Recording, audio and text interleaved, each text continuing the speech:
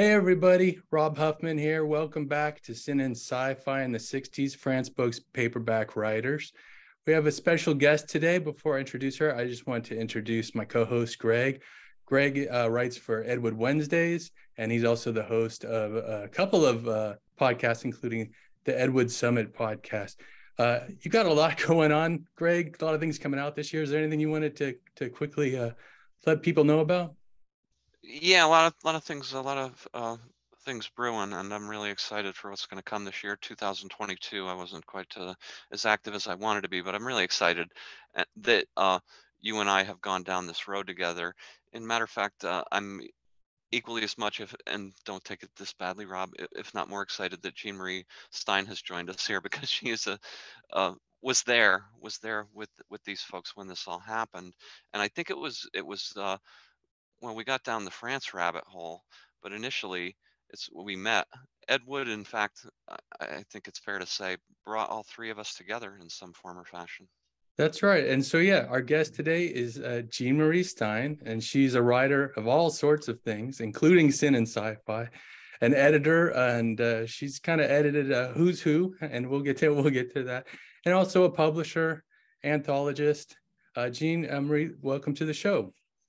Well, thank you. I am really excited to be here because these are the kinds of things I dreamed of that one day there would be podcasts about, and I'm just very honored. So, as Greg was saying, we've kind of all come together through Ed Wood fandom, and that's what put Greg and I on the trail of France Books, was because someone once said he was there, and some other people left some breadcrumbs saying maybe this is something he did while he was there.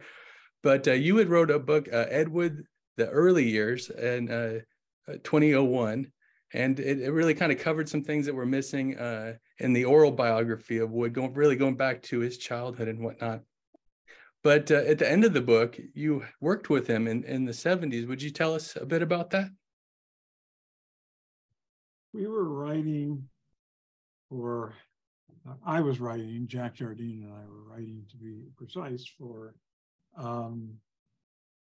Eros Goldstripe and Lenny, whose last name I cannot remember, and I'm sure one of you does. Lenny Burton. Yeah. Yeah. And we would go over. At this point, I was living on Coldwater Canyon, about a block from Ventura Boulevard. And if I went up to the Ventura Boulevard and took a left, on 3 or 4 or 5 blocks, somewhere in there, I don't think it wasn't as many as 10, that's for sure. There was the office of Eros Goldstripe, so I would go there to pick up my checks. And apparently the first story I wrote, Lenny really, really, really liked. And it was, and I may very well have my memory confused of that, and several other places where I waited for checks at the time. And there was also American Art, which published Brandon Books, and Essex House, which published my book. But I seem to remember that we had to wait outside in a tiny little lobby. And I seem to remember that there was a woman behind a glass, sliding glass thing that looked at us and buzzed us in. Now, that may be wholly incorrect, but because, I wrote a lot of stuff during the early half of the 70s, and was just churning it out and trying to find a place. I wrote for Centurion, which, as I remember, was just off Western, maybe somewhere between Santa Monica and Hollywood Boulevard. But at any rate, there were a lot. And go ahead. It was Centurion. Jean Marie was also AKA Academy Press, right? And you and Jack, I believe, under one of your pseudonyms, Sibley White, you wrote a great deal for the socio-sex paperbacks for Academy Press. Yeah, the nonfiction ones. Yeah, we just ground out a lot. And at one point, I know Jack had started culling quotes from various places, often by just cutting them out of the books or magazines, but sometimes perhaps copying them, although copying was pretty expensive in those days. And so he had actually gotten this huge file, which he had stapled together with pockets for different categories. And he had all kinds of quotes in them. And when we got desperate, or especially if he got desperate, he would pull a quote out and then stick it in the book that we were writing. So yes, a lot in those days. And one such book was called Sex and Sensuality, and it had Ushi Degard on the cover. Yes. And and it's funny, what you're describing was very similar to what people at Pendulum were doing. They had bought a tome that was by a guy named Dr. T.K. Peters, and they would piece from that to put together these socio-sex paperbacks, although supposedly Ed Wood always wrote everything. He didn't borrow or anything like that. So it's similar. It's a similar way of approaching putting these things together, and that's not necessarily your specialty. Yep. I certainly got to read all of the known. I mean, it was quite an education too, because I got to read all of the newest books on sex coming out by either researchers or somebody going around and putting it together. First book, I think, on group sex, titled Group Sex, was published in those days, and so much more was coming out that it was possible to really get important new information. I figured that we were, let's be honest, I think we were the package around the photos, which by that time were completely hardcore. Yep. I have read some of the letters that people, there we go, that people wrote in, and I realized that we were actually performing an important function. Husbands and wives, often with the wife writing it, which you could usually tell by the handwriting or the language, would write in and say, we're really interested in oral sex, and we could love more photos. And so, that really touched me. And I realized that we were, on the one hand, we were providing a justification by writing nonfiction about, say, oral sex for the publisher who had a lot of explicit photos and wanted to use them. But at the same time, we were actually getting information out to people who were looking for it. And it's a lot easier to break through the barrier in some ways if you've seen photos of other people doing it. And then, it's easy to imagine yourself. And so I felt that we were kind of like, it was kind of like subliminal advertising. All around these photos were neat, real stuff about sex that we were working very hard to get in. All of it sex positive, of course. And so even if you were, just using, what? Yeah, we lost your picture. There you go. There we go. And I realized that even if they were just, somebody bought it and it was a guy and he was taking it into the bathroom for, the usual purposes, that he would be bound to glance at a paragraph or two here and there, and that, that might help him or her, but mostly men, I suspect, on seeing sex in a different way or a more positive way, or one that would have more about, being people and interacting. And that's great, because really it was all about filling the page, literary merit, in order to keep the the publisher out of trouble. But that's great that it served a higher purpose, you found. I like to think so, yeah. So let me tell you about Ed. Mostly, I mean, of course, once somebody pointed out to me that the old geezer over there with his friend, I don't know who his friend was, who would show up every once in a while when we did on Thursdays to get our checks, was Ed Wood.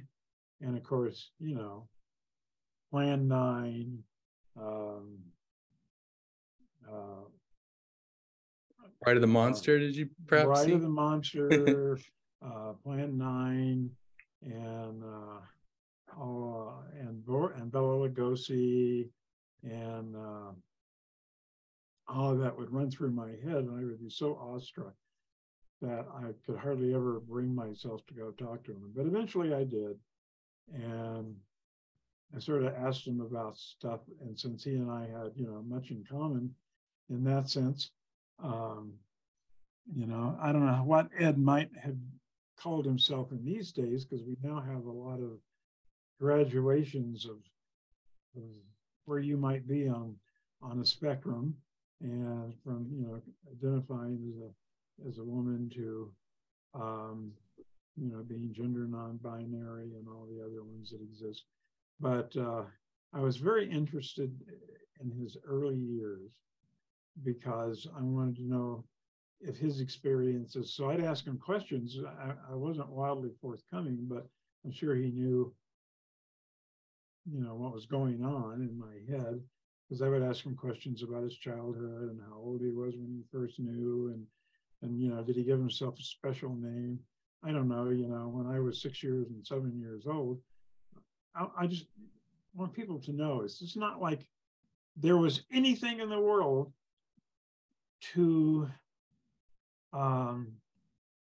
program you or groom you when I was 4 and 5 and 6 and 7, 8, 9, 10, 11, and 12, nothing. And I think the first time I ever saw a man in a dress was in a Unique publication. That was the name of it, Unique, which was all devoted to cross-dressing and spanking and things like that. And a friend of mine, I think I was 16 or 17, who was a little bit older and a fan and a big collector, also collected things like that. And one day I opened up the magazine. The first thing I ever saw was a picture of a guy who looked like a farmer. He could have come right off of the American Gothic painting. I mean, but he was in a dress. And the first thought I had, it was the first time I'd ever seen that, except for, comedy stuff, obviously. And I looked at it and I thought, my God, what I'm dealing with here must be an unbelievably strong impulse if he can look like that and know that he looks like that and still want a photograph of himself like this to be seen and in some way to feel liberated by it, I guess. And that really, opened up my eyes too. But I knew when I was 5 and started doing some sneaking and cross-dressing, which went on, purging and everything else for most of my life. So I'm fascinated to find out about Ed. I asked him what he called himself. He said, Shirley, because Shirley would.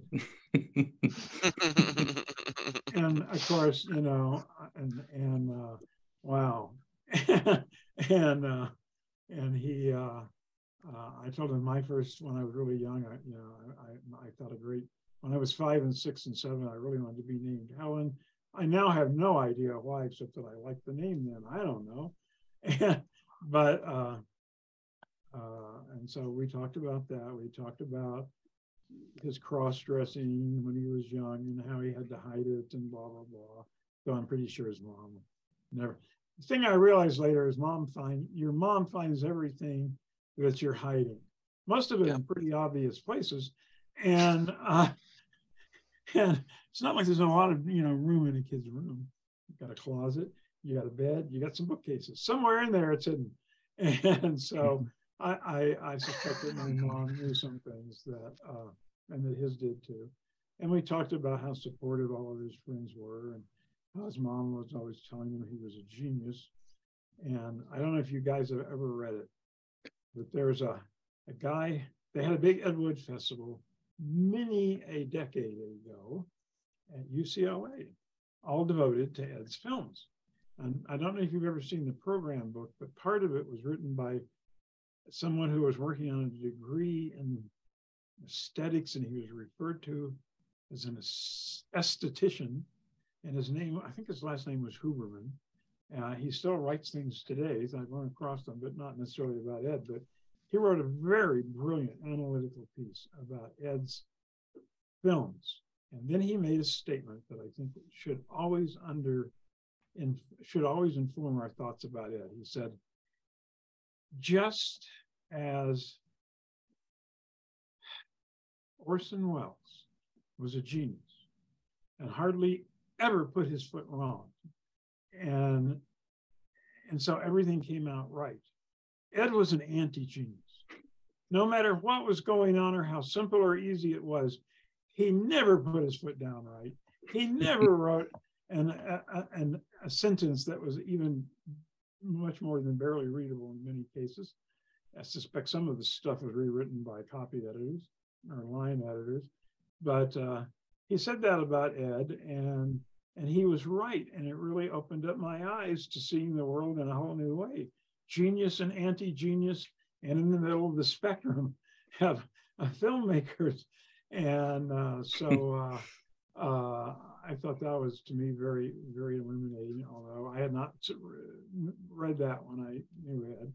But and he talked about certain scenes in which Ed could have written a simple, straightforward sentence for the person to say, but he was probably shit-faced into the wind, my friends, and he was lucky he could get sentences on a page and type.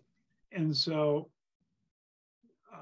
I learned that a lot later, but I think it's a great way to look at Ed, and it elevates him to new heights. Before, he's down in the depths, but now he's out at the opposite end. Both ends of the spectrum are hard places to get. You know, I mean, if you're thinking of him as the exact opposite of Orson Welles and his ability to make things happen and make good films, my gosh, you know, he deserves, and of course he got it, you know, the Golden Turkey Awards and the Razzie Awards if he was alive today. And yet, at 2 o'clock in the morning, when you're a little kid and your parents are asleep, but they let you stay up all night for some reason to watch TV because it's summer, maybe you'll sleep the next day and your mom won't hear you chattering. So whatever it was, there's just something about those movies that scared you when you saw them the first time as an 8-year-old or even an 11 or 12. You know, by the time you're 16, you're going, wait, that tombstone is made out of cardboard. You mentioned in your, I'm sorry, go ahead, Greg.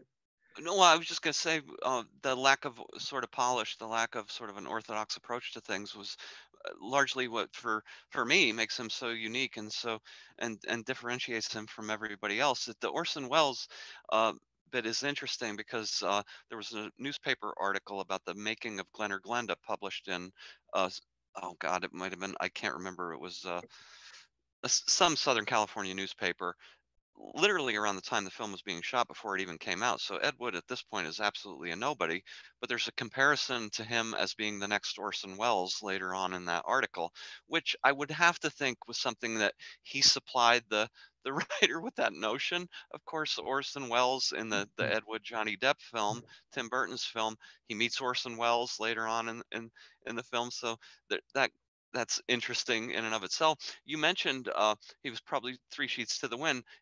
He was a severe alcoholic, there's no doubt about it. But in your experience, was he generally largely inebriated, or?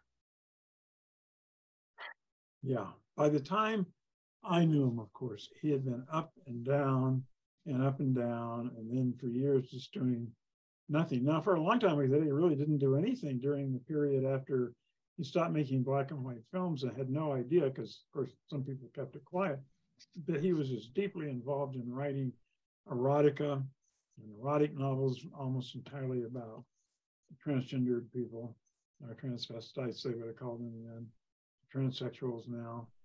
And we thought, and he was apparently worked on a lot of films that those guys made. Nobody knew that. There was a long time, it was just a huge gap in the record of his work. And you would see like a couple of films mentioned, and maybe a mention that he'd written something for somebody, but we didn't know. And now he's got a huge list of films he worked on. So his body of work is much longer than anybody saw it in the 60s and early 70s at least, or had a list of it. I think it was only in the early 70s some of it started to come out. And for those of us like Greg and I, we read so much and we watch so much, even before his first film was made, where there's lines of dialogue in movies where there's like the same actors, same producers that later end up in Ed Wood films. And we're like, was he there or did he borrow it? I mean, the famous Lugosi speech from Bride of the Monster where he's like, home, I don't have a home. That line comes from a movie a few years earlier. And I wonder if he wrote it. I forget. It's a film with Timothy Farrell. It might be Racket Girls or one of those kind of movies, but it was so striking that and that's, you know, then we find out, oh, maybe he was at France in 62, 63 before, you know, everyone knows his first book kind of was first published in 63, but was he already writing? Was he already and there's such a there's so many people that work together and kind of write a plot outline for their friend to get them started. And so we don't know if he was being groomed there at France to learn how to write novels. That's something we're actively digging into. But I did want to mention in your book, you said that you had first seen Plan 9 at a slumber party when you were about 12. And you didn't notice all the shortcomings of it, and it had a direct, you know, dreamlike impression on you. And there is something to be said for those movies. You can take out the doubt sometimes, and you know, just like when you're at the theater, and you know, things aren't perfect in a theater. There's, you know, sets slide around, and and you have this unique experience. And I wanted to move on because you mentioned Essex. And you are known for having written Season of the Witch in 1968. And that could probably be deemed sin and sci-fi, like the title of our show. And it went on in 1995 to be filmed as Synapse. Sometimes it's known as Memory Run. And that was in the mid-90s. It starred Karen Duffy, who some of us know as a VJ from MTV. Can you tell us about, oh, go ahead. No. I was going to say about her, it was so sad because right after she'd just made bank job, I think, for Disney. And she was very good in it. And she was in my film, and I thought, weirdly enough, she played it almost exactly the way in my head I saw it being played if somebody was going to play the character. And then she got some dread disease that pretty much put her out of commission for the next 20 or more years. And that's a very sad thing. But what do you want to ask me about the movie? Oh, just the whole experience of writing it. It's an interesting book. It was a Science Fiction Review called it one of the most important sci-fi books in the 60s.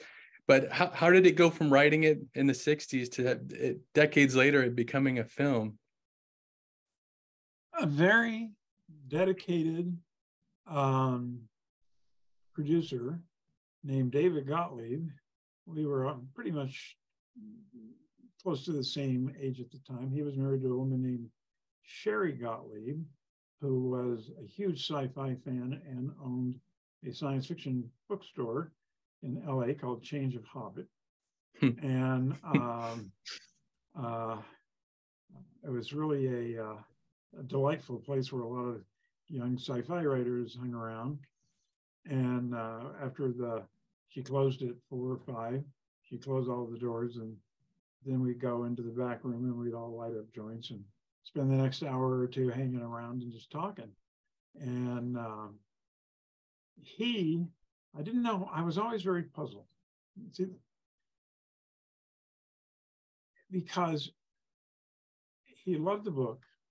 First thing he did was to buy and this book is somewhere on a spectrum between the average novel and maybe Ulysses by James Joyce, in that it's almost entirely, the interior point of view of thinkings, thoughts, impressions, and things streaming through one person's mind, and has no action whatsoever and very little plot. And so I couldn't figure out why he wanted to make it. And then took him 20 years. He never gave up. He was always writing new versions of the script. He wrote one version, he said, that was about betting for bodies, and the character loses his body, so then he has to deal with being in a woman's body and other things. Different people had different ideas of how they wanted this movie to be. And every time he got a deal, he got me like twice a year, maybe it was 4 times, I don't remember, $500 in Film rights. option money. Yeah. And so finally one day, now everybody goes to Hollywood, they got their book, they got their movie, they want to write it, they want to see it made. I actually, by the end, didn't want to see it made because 19 years later, I finally sat down and wrote my own script. Into which I also put some shooting and fighting because it was America. And in America, what do we substitute for sex in movies? We substitute shooting guns and people chasing and beating each other up. So I had just finished my own draft. I thought, well, I know Forey. I know a lot of people at the lower level in the business now. I bet I could go out and sell this and get 25 grand. So literally the next morning, David Gottlieb called and said, hey, I just made a deal and I think it's going to work. It's going to go all the way to movie. And I said, but I just finished my own version. And he said, you remember last time we met, we shook hands and you said it was mine. I put so much into it. It was just mine to work on until you told me to, broke the deal and you didn't do that. And I'll look terrible. And oh my God, you can't put a man in that position to have a movie deal yanked out from under him. So I said, okay, go ahead, figuring, they'll give me a couple more $500 payments and it'll go nowhere. Man, that thing went straight through, except for the producer, and who was a complete imbecile. And I'll just tell you this one story about him. It says everything. He's made in Canada. Sisters on the National Film Board. He's made a number of films in Canada. He's a Canadian. His Sisters on the Film Board. As long as there's certain things you have to have in Canada for them to believe it's a Canadian production. And the script has to be written by a Canadian. And so he sent in the script. The 2 guys who made it, the director and a writer who both have been involved in some lower level movies before. One of them had made one of the many Death Wishes. I think Death Wish 5 was his first movie. And finally, when it's finished, in order to get the money, if you're in Canada, you take the scripts, all the contracts, the documents, you put them in a box, and you ship them off to the people at the film board who go over them and pretty much rubber stamp them, except that the producer sent the original version of the script with David Gottlieb's name on it. He never got his other $500,000 he had put in the movie, and I think that probably hurt him for a long time, because this is a very cheap movie. It was $1.5 million, which would not pay for lunch on a Marvel movie. On one day. On one day. It certainly wouldn't pay for a minute of footage on one. So at any rate, he rewrote a lot of drafts because he took it any direction they asked him to get him and I money. I did get, he said, well, I got you 15,000. And he said, I said, I was really looking for 25, but I'd be happier with 20. So he got me 20. And so I bought my first new car ever. And, nice. Yeah. But that's not enough money to go to your head. Not at all. I wanted to mention that the name of the character in the book is Josette, and it's different in the film. But I understand that you chose that name because of it came from the Dark Shadows books, and I found in let me check my notes here. You had written a review of a book called The Foe of Barnabas Collins by Marilyn Ross in 1970, and fantastic. And Marilyn Ross is W.E.D. Ross, who wrote Lost Planet for France. And I didn't know if you knew who that person was or not. When I saw your list of names and their non-pseudonyms, I looked at that and I said, my God, this guy's the most, and of course he was the most prolific writer in France. Now there are several ways you can do that. One of them is just to repeat yourself as often as possible. And I have to say that and I think it's in that review, that in that book and most of his other books, particularly his Gothics, he never bothered when he described his heroine to change the description by even one word. She had a sensitive face. Her sensitive face, it just went on with sensitive face throughout the book. And I thought, I could write this fast too if I didn't bother to write good. And it's great to be somebody who has absolutely no self-censor and no awareness of what they're actually writing, because he made a lot of money out of it. And of course, he made a fortune out of the Barnabas column. If they paid him any royalties, which they often did not in those days. But yes, I got it from Dark Shadows. Yeah, that's great. But yeah, the amount of books. There's a game show. I've seen a clip of it that he appeared at, and he talks about. It was just like it was like, I don't know, like maybe 4 books a month and at a nonstop rate. And there's just within the first few years, there's some statistic of like it's. But you're saying it was just like there wasn't much. It was kind of carbon copy. Was that right? It was one of those game shows where it's like, which one is the real guy? True, like to tell the truth kind of thing. Yeah, right. That's right. Yeah. And they kind of go through the beginning and they introduce themselves, and he keeps using, I'm Marilyn Ross, and the audience laughs. And we'll have to put a link up to that because it's a fun episode, and there's a lot of people in the panel that you'll recognize from television a few years later that were on series like Newhart and that kind of thing. Yeah, I was a big Dark Shadows fan at that time, and I used to watch it every day. I would drive over to his house, to Dave McDaniel, who was one of the Man from U.N.C.L.E. novelists and the best-selling of them all, according to Ace Books anyway. And he wrote 5 or 6 of the books. And every day we would be at his house and we would sit down. He would turn on his tape recorder. There was no videotape then. Videotape was that thick. 2-inch. Yeah, and it cost about $50 a half hour.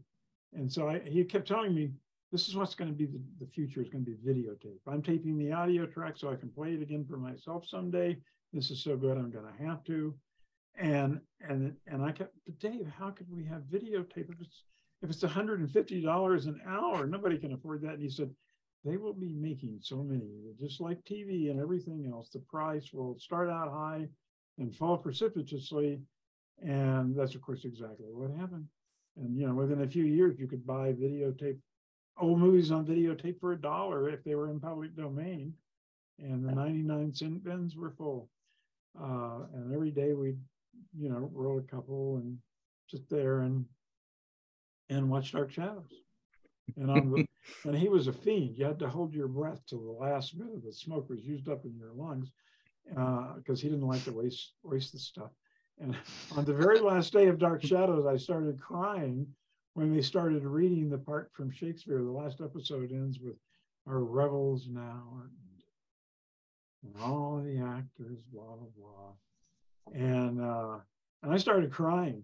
And I had just taken a hit, and like smoke was dribbling out of between my lips. And Dave starts to look at me and I could tell he was just getting ready to scold me again about this. And then he looked at me and he said, oh, go ahead. I want to cry too. Little known moments of Spanish history. You were close friends with Dave, and I know you mentioned to me that really sadly, Dave passed at a very, very young age. But also Jack Jardine. And did you all meet through LASFC, through the cons? No, yeah. Not through through LASFS, the Los Angeles Fantasy Society. I get the acronym wrong. I'm sorry. That's okay. But Jack, I knew Dave. I met Dave at con in Seattle. It was a World Con. And that earlier that year, Stranger in a Strange Land had come out, and everybody, of course, who was a fan read it. They got it through the book club. They bought, our hardcover, hadn't hit paperback yet. And I went there, and all of a sudden I hear somebody, the person who, if they have a speaker in some big room, says, Dr. So-and-so, come to the phone or something. And only they said, oh, Joanne Boardman, come to the room. She's one of the major characters and nurses in Stranger. And then later they said, well, Jubal Harshaw come. And I looked up in this big young, time he looked older to me than I was, but he comes by and he's got very dark hair and he's very young, hadn't hit his 30s yet. And he walks by and he's wearing the badge. And finally, this short-haired blonde guy comes by and he's wearing a badge that says Michael Valentine Smith. Well, I just couldn't take it in. That's three. And it turned out that all three were very good friends. And one of them would write erotica years later as well. And that was the woman who had the Gillian Boardman thing. Her real name was Jane Galley, and she also wrote for Essex House and other places. And so I said to Dave, I said, Michael Valentine Smith, I said, and of course that meant somehow the way that I said it made it clear that I had read Stranger, and we started talking, and he told me he was going to this party that night, and I wanted to catch up with him later. I just thought he was the greatest, and I did. I was just like a slavish little fan, or as we called him in those days, acolyte, from the moment I met him on, and I followed him around like a puppy is, and I wanted to go to wherever he was going so I could just see what he was like and stuff, and he said, well, I'm going to be singing all the songs from the Lord of the Rings tonight. He said, have you read the Lord of the Rings? I said, I've never heard. No, I have heard of it. I read reviews of it in the magazine of fantasy and science fiction. And he's going to be singing all the songs. So I thought, well, okay, I'll go there. I go there. Dave takes 2 to 3 hours, tells the entire story of the Lord of the Rings trilogy from beginning to end, leaving out nothing. And the whole scene is where they're at the caves, and they come to the door in the caves, and it says, speak, friend, and enter. And they're trying to think, what's the right word that a friend has to say to get entry? And they try all kinds of things, open sesame, welcome, this, that, and the other, different languages. And finally, probably one of the hobbits, I would guess, comes up and says, why don't we just try friend? Maybe it's literal. And then somebody says friend in Elvish, whoop, the door opens. And then they go, so-and-so and so-and-so. And he describes all that. He describes the scene underneath. He describes Pippin dropping the Palantir down, and it makes noise and it awakes the orcs down below, and then they have to flee. And every bit of this, and he stops at every point that there's a song and sings it. He said, we found like 5 tunes that work for all these songs because Tolkien was writing them to ancient tunes, medieval tunes, and so forth, so that we've actually found stuff that fits. And then he sang every song. And I was absolutely hypnotized and enthralled. And from that moment on, for a short period of time, he was my God. And so I moved to LA to be with him. As soon as I graduated high school, nothing would stop me. Not my parents, not any reason, not even self-preservation. I had to move to LA, join Lossus, and hang out with Dave McDaniel and all of his friends. And eventually,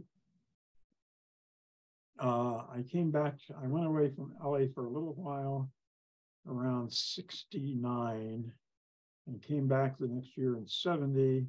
And Dave had moved from his old house on Hobart to a place in the west side of LA. And Jack Jardine was living in the west side of LA. It turned out only a few blocks from me. And so I met him once or twice, but I met him again through Dave, who told me he was writing some stuff for him. erotica publishers. And then one day, Jack showed up and said, "Hey, I've got this contract. I just finished a book with the bisexual called The Bisexual Male, which I wrote with Doug, somebody, I think. And now they want me to do the bisexual female. And if I can move into your, one-room studio apartment here with you, we could write this book together." So then I went out and found out the downside about Jack. His former writing partner said I'd never write with him again. And I said, "That's okay. I've never written a nonfiction book. And so I'll let him in probably." So what's the downside here? Well, he'll never buy any real food. All he buys is peanut butter, bread, instant breakfast and milk. And that was all I ever bought. I wanted to eat. I left the damn place and went out and spent my own money. And so and that was our first writing gig. And that was my first introduction. He was my nonfiction writing mentor. Without him, I had never gotten to all that other stuff, or later written a whole bunch of self-help books. And I wrote Instant Learning. Yeah, I think that was it. And I was originally supposed to write, yeah, that was an Instant Learning. And what the hell did they change it to? Double Your Brain Power. Because when the guys went out to sell it, the salesmen, they went out to sell the book and the title, all the people who were book buyers in small bookstores and the big book buyers who bought for the big chains, of which there's now only one, of course, but all those guys said, no, learning makes it sound too hard. Instant learning sounded hard for you. So they came up with Double Your Brain Power, which was good because I was like 6 months behind on the book or more, and I hadn't started it yet. So when they wrote me, which I realized, I had to write it finally, and said, well, I kept telling them I was getting near the end. It's of course a writer thing, and you lie like crazy. You get the down payment, then you put off writing as long as possible, and then you do it as quickly as you can, which I did at the rate of one chapter a day. But that was only because I'd edited a lot of self-help books, so I knew exercises, bulleted points, the whole thing. It was just like a template in my head every time I sat down. And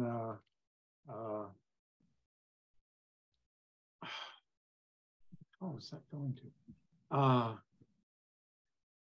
Sorry, guys. But that was probably my best. Oh, that was when I finished this book, which I wrote at one page a day, one chapter a day. I sent it in. I did a copy editing on it, not very much because I'd not written a lot of books and edited a lot. So I knew everything that I could do wrong, and I just didn't do it or fix it real quick. And a few months later, my agent calls up and said, you're gonna just don't freak out, but you're gonna see a royalty check, your first royalty check. You've already earned out the book. They sold it to the Book of the Month Club, to the, what was the name? The Quality Paperback Book Club and several others. And you're going to get a check for $25,000. Now, this was not only more than I had ever made, possibly in my entire career altogether, but it was close anyway. And it's certainly more than I'd ever gotten or ever dreamed of getting. And I'd already gotten the advance, which was like 10 grand. So I was already, wow. And then, and it kept, and a lot of money rolled in that first year. But what I thought, and this is true, what I thought the moment that I heard that the Book of the Month Club is that this is the worst day for American bell letters in history. In the entire history of literature, this is the darkest day that this book got picked up by the Book of the Month Club and the Quality Paperback Book Club. Jesus, I wrote this thing at one chapter a day. But of course, I did not feel any necessity to return the money. And so And to get back to Ed, he was drunk. He always smelled like he'd had a few. By the time it got to be one or two, and they started cutting the checks, he was drunk. Fortunately, he wasn't very drunk by what? You mentioned he was often had a friend of his in tow when he was waiting for the checks. If you remember, I know there was a gentleman who was a kind of drinking buddy who used to travel around town with a guy who would have looked a little bit like a barfly with a little bit of a rough beard, maybe a little bit balding, a gentleman named Bill Morey, a wannabe actor. He, of course, had a cohort of other friends. John Andrews was another one of his close buddies. I don't expect that you might remember 50 years on who specifically that might have been, but No, I do not. I don't think I ever heard his name, but what did you say his first name was? The guy who traveled well, around? a gentleman named Bill Morey. That does sound, Bill sounds familiar. I don't know if I ever knew his last name, but he didn't. I mean, I can barely remember those days, but he did hang around with a guy who was bearded, and probably that was him. I'll have to send you a picture. I'll send you a picture later offline and see if maybe you'll recollect. That would be interesting. I do know that he never was there alone, which indicated to me that possibly no one trusted him to go out on his own alone. And then I'm serious about it. At Eros, you said in your book that Bill Hill was the editor at Eros. Yes, followed by Dennis Rodriguez. Okay, so Dennis, of course, also, well, this is the part which Rob and I have actually batted back and forth trying to understand exactly the sort of balance. At Pendulum, at Eros, did Bill Hill actually edit for both Pendulum and Eros? If they were both in the same building, he very probably did. It seemed he was kind of like the editor-in-chief. And then he was offered an incredible job in Canada, but he was 2 years over the limit, and the Canadians would not give him a Canadian citizenship to stay. And so after a couple of years, he came back, and we hung around some more. Okay, because I know Dennis, of course, wrote a great deal for Pendulum in the later. We're talking generally probably around 1973-4 when you're working for Eros. Okay. Very astute. Thanks. I left in 76 and was in, I think, in Baton Rouge for the Centennial. Wow, bicentennial, whatever it was. And I remember that because fireworks were being set off when we were there. So he was gone in that period, sadly. And Dennis was a very nice guy, and he had been writing a lot. Do you know if have you maintained, I don't know if Dennis is still around or not, no? I do not either, and once in a while I'm able to stumble on someone. And, but of course I also have access, of course one of you might too, to Truth Finder, which is one of those research people things, but they do a really good job. And so I'm able to track down somebody by finding out the town they lived in and playing around with their name a little bit. And there's at least one out of every three, and sometimes more, I can find. I'll ask one more question and then I'll stop because I know Rob, I'm sure, has other things he wants to get back to vis-a-vis France. Yeah, let's get back to France. The only other thing I wanted to say was Dennis, in around 2006, Dennis wrote a book with Kim Christie about Kim Christie for Taschen, which under one of his pseudonyms, John Quinn, which he wrote a bunch of adventure paperbacks under the name John Quinn. And Ed, and last point, and then I'll stop, Rob, I promise. Rob knows me well. I get off on these tangents. But Ed also wrote for Eros a couple of at least one or two titles under the John Quinn pseudonym. So Dennis and Ed actually shared the same pseudonym at Eros briefly. I do know that Eros, of course, he wrote rewrote. It's very probable that many of his books are like rewrites of and retitling of book he had done earlier for other publishers, which he never mentioned to the new publisher that they were rewrites. But yeah, one of them was, Diary of a Transvestite or something that came out of there, and that was clearly his, and but that wasn't under Quinn. Right. And I would like to talk about Fran's books. Sure. I just wanted to mention that I saw a yearbook for the LA Science Fantasy Society, and I saw Jack Jardine. And on the same page, we had Charles Neutzel, who at that time wasn't writing it. He was just a boy, and he would go on to write one for France. And his dad, who's known to do a lot of sci-fi covers, did the cover for his book. And also there was someone named Barbara Gratz, who and she later she knew this whole group, I think, before her husband got involved, with Jim Harmon, who wrote 3 books for France. Would you tell us a bit about the Harmons? Well, I can only say this. I talked to her a few years ago, and she did not want any of that stuff republished. But alas, I don't see that she will ever get her wish, because it's come out already that almost none of that stuff was recopyrighted, because the company was around no further. And so many of the, a few of them recopyrighted their books, but a lot of them didn't bother. And Jim was one of them. And of course, he recopyrighted all of his nostalgia books about the shadow and old radio and old movies and movie serials and stuff. I'm actually reprinting with my company the books by Harmon's collaborator on much of his work about old movies and radio shows, Don Glut, who you may or may not have ever met or know, but if not, he's a really likable guy.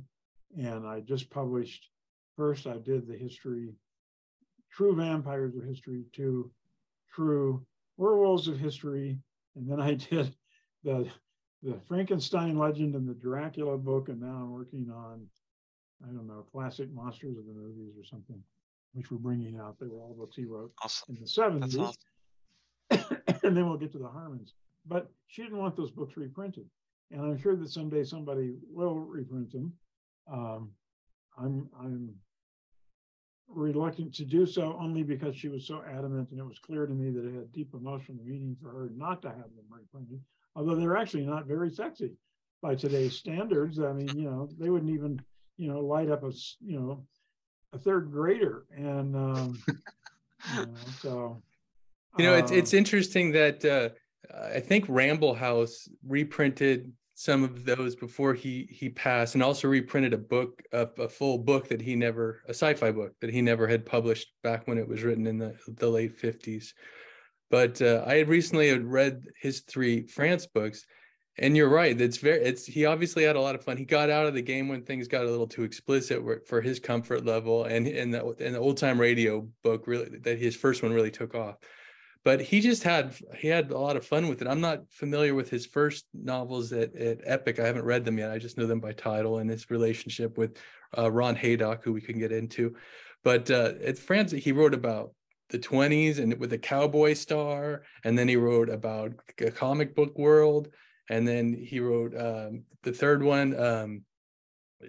I'm spacing out. They kind of blur together sometimes. But you're right. The sexual scenes, they pop up every 10 pages, and they're, by today's standards, romance novels are more explicit than these were, because there were laws, especially in the early 60s. This was new territory. That things were just starting to change. The covers were probably more enticing than the actual content of the book. But I think you might know one of his co-writers, Red Boggs, worked on one of the France books with him. I met Red once when Dave McDaniel took me to his little rooming house. He was a very quiet guy. And I'm trying to think who was famous as the worst speller. I think maybe it was, in fact, not him, but Ernie Wheatley. But I remember meeting Red. Dave took me around when I first got there, introduced me to a lot of famous fans who at that time were just beginning to get affiliate which is to say getting away from it all or leave fandom. And so, you know, you put in a lot of years and suddenly you've read all the sci-fi you'll want to read for a long, long time. And you've been involved in all this stuff and something comes along and it just takes you in some other direction. And, but at the same time, I met Red Boggs and Ernie Wheatley and a couple of others who were members of LA Fandom. He wasn't, you know, he was writing something. He was at his typewriter, pounding away when we came in. And I probably thought he was writing for a fanzine right up till this moment, for all I know. I think they were finished by 63. I arrived in 63, sometime in the middle of the year. And I think he was probably finished by then. I didn't have much to say because I was so impressed. I grew up in, you know, places like Fort Worth, Texas, and Davenport, Iowa. And then I came to Sacramento, and I just, you know, I always think of myself as this little kid from Davenport, Iowa. And I started reading fanzines when I was about 16 or 17, because I'd gone to a convention and I knew they existed, and I would read stuff by Red Boggs and all these other guys, and they were just like, they were the elder fans. They were the big name fans, as we call them, BNFs.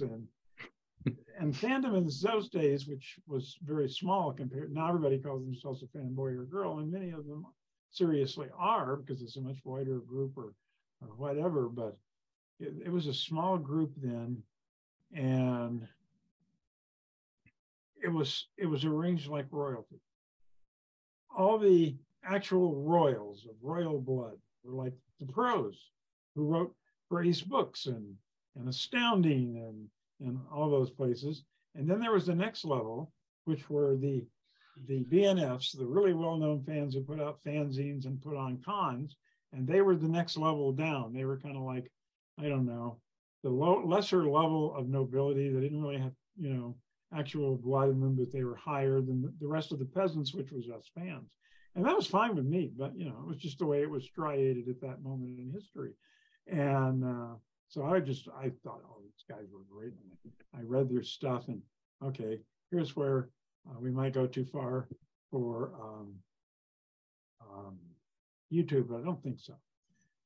One day, I was reading a fanzine by a guy named Bill Donahoe, who, in fact, I had somehow learned through somebody, or no, I learned it later. And Bill Donahoe had written something about an article for a fanzine called The Taste of Semen. And I read it and I thought, the taste of semen? What the hell? What does semen taste like? What is this? You know, and I read the whole thing and I still didn't get it. That's how naive I was at the age of 17. I had never heard the word. And a few years later, you know, I'm in some place thinking about something, and all of a sudden it came to me. Oh, yeah. And so at any rate, all these people were like, you know, they were like gods to me even.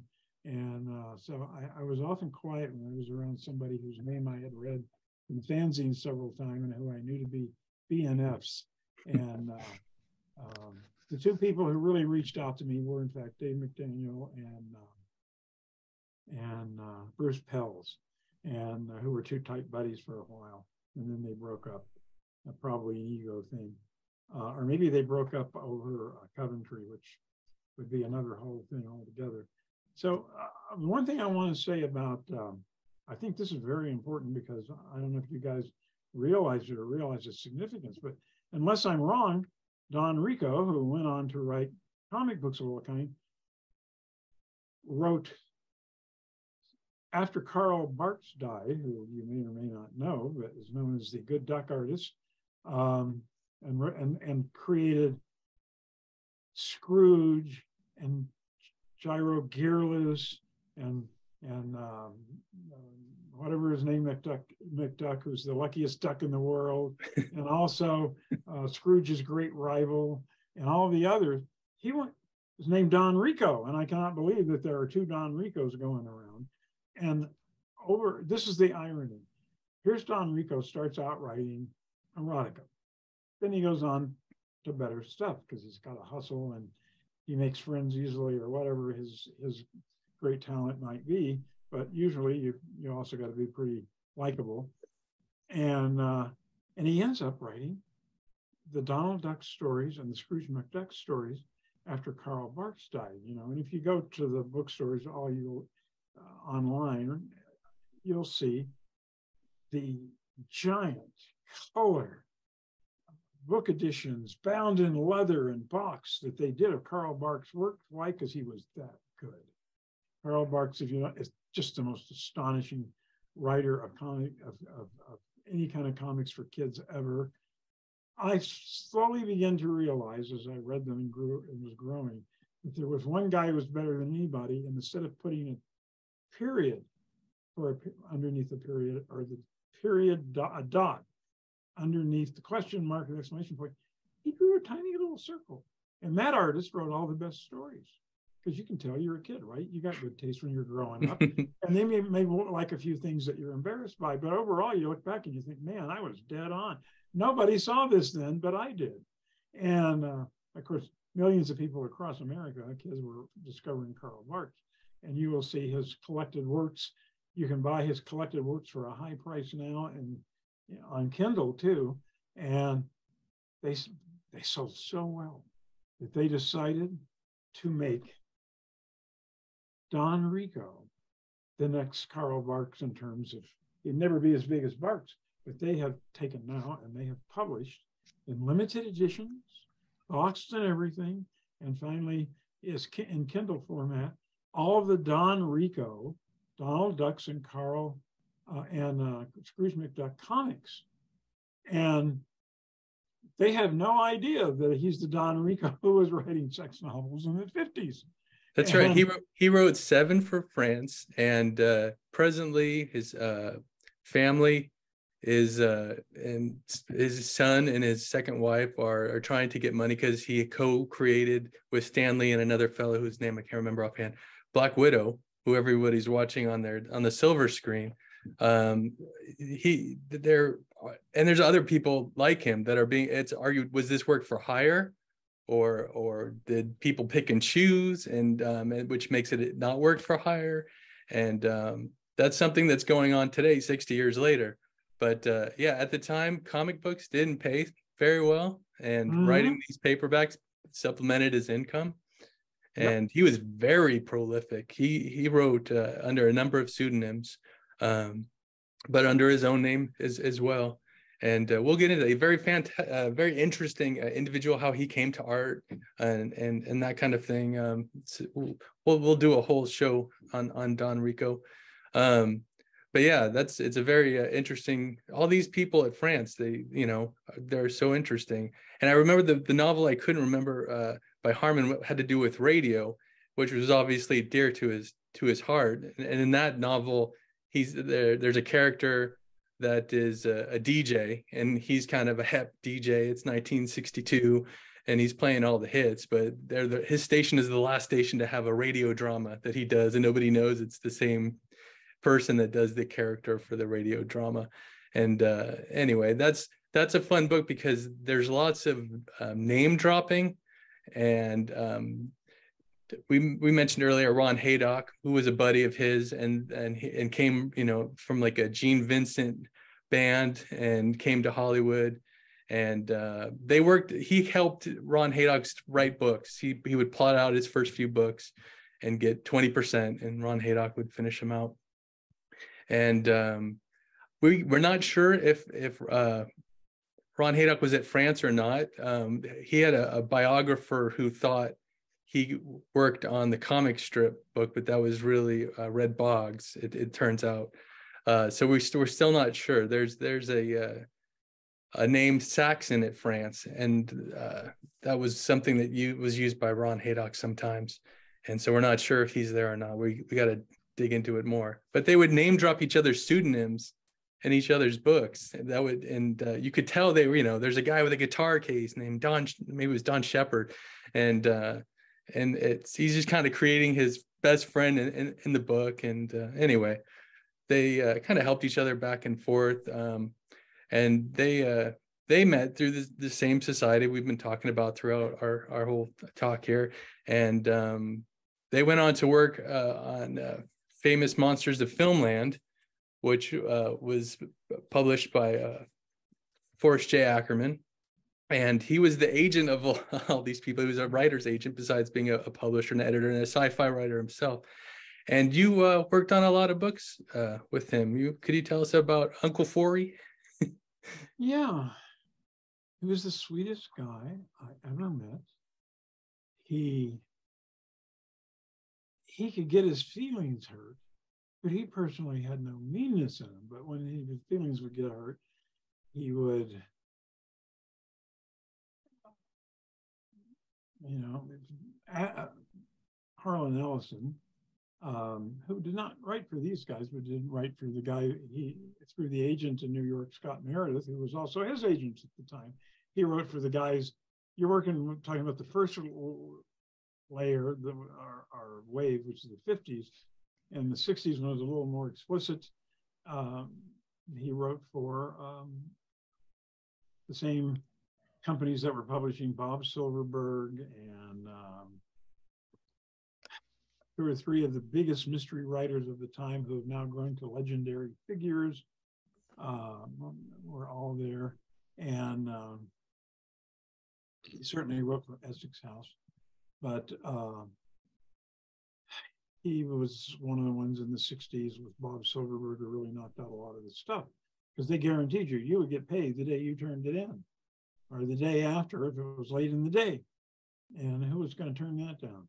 And so Silverberg and Ellison and a whole bunch of other guys wrote for them, and some of them are now the most famous names in thrillers and stuff. And wow, it's always exciting, because who knew that then? You know, we knew something was up when I read a book published in the 60s by Beacon, who would later, which was a division of the company, Universal, which would eventually buy up Galaxy Magazine and run it into the ground, because his whole empire of publishing was falling apart, and he was just trying to get money in his pocket. The guy who was the publisher, Arnold Abramson. The publishers are all very interesting people too, but I'm just thinking that, you know, I wish I had known more then. But Harmon, just something that you said earlier, the whole thing about them writing, they were free to write whatever they wanted, as long as there was a sex scene every 10 page, and at least some relationship between the characters that lasted, and characters came in and out or something. They didn't really care too much about plot's background. And I actually read, as you mentioned, Greg, one of them was about the silent movie industry. Years later at American Art, which owned Essex House and Brandon House, and I don't remember who it was written for, which one it was written for, because I was there. I could just take whatever books I wanted. They published, but I think it could have been Essex House. But it's in this around the same time my book came out, and it was under a pseudonym, and it was about movie stars in the 20s. And I'm now wondering if it could have been written by Harmon. One of the characters was Gene Autry, who apparently had some kind of sex with his horse. It was implied, or his horse watched while he did it with a girl. I don't know, but there was something in it about him and a horse, and it was set in that very period. And I'm just wondering now, whoever wrote it, if that was the same book, and it was like, you know, 15 years later, and somebody's offering you money, and you just go back in and add the sex scenes, or spice up and make longer and more detail, with, you know, more explicit words and language, the sex scene for the one that he wrote for the one that was written by Harmon, because it just seems so unlikely that two people would decide to do that. Yeah, it was Silent Sex at France. He had a lot of his stuff. I think the things he really liked that he wrote early on, reprinted at PEC. And then it was, I think, changed to Silent Siren, which was the title I think he had preferred in the first place. And so maybe it saw, you know, another printing. It seemed like a lot, you know, like we mentioned sometimes people repeat their writing style and characters, but sometimes these books just get reprinted under different names show up further down the line, like every 3 or 4 years, 63, 65, and then maybe they are spiced up a little bit more in 68 and 69. Well, it certainly sounds like it could have been. And of course, Geis was writing for them, and Geis and Harmon were tight for a while. And I knew Geis pretty well because we both lived in Venice at the same time when he was publishing his famous fanzine, The Alien Critic, sometimes known as Science Fiction Review. And I was writing for him, and we only lived a few blocks away. And he'd been at it a long time, but he really liked it, and he enjoyed writing. He was insane. He was incredibly prolific once he got into the paperback game, the sex paperback game. What do we think? I mean, you're talking about upwards of probably a couple hundred titles, if not others that we probably don't even know about. But he did continue to write when the genre, so to speak, started to come apart. He continued into the late 70s and early 80s when it wasn't anywhere probably nearly as lucrative as it had been in the mid 60s, late 60s, early 70s. But at that point, you had to really, really write pretty transgressive fiction, and Geis went there. And yeah, this is YouTube, so I'll spare everybody the details. But yeah, writing the details. Yeah. It's interesting though that while that was going on, yeah, his fanzine was going very strongly through the 80s. And George H. Smith, who wrote 3 books at France, is found in letters to the editor in the early 80s, giving Geis a hard time about this, that, and the other. Like, I'm not George O. Smith. How dare you? And some other things, just like, Dean Koontz is great. Why are you bashing Dean Koontz? And he would just give him a hard time. But you were talking about the community, Jean Marie. All the writers, all these names that everybody knows, they would just have their mailing address in the letter to the editor. So if you were a fan, you could just write your favorite author, going right to their home. It would be like, in Torrance, California, there's George H. Smith. Did you know George? No, okay. I read a lot by him. He was really at the height of the science. Well, there's several heights, but the height of the science fiction.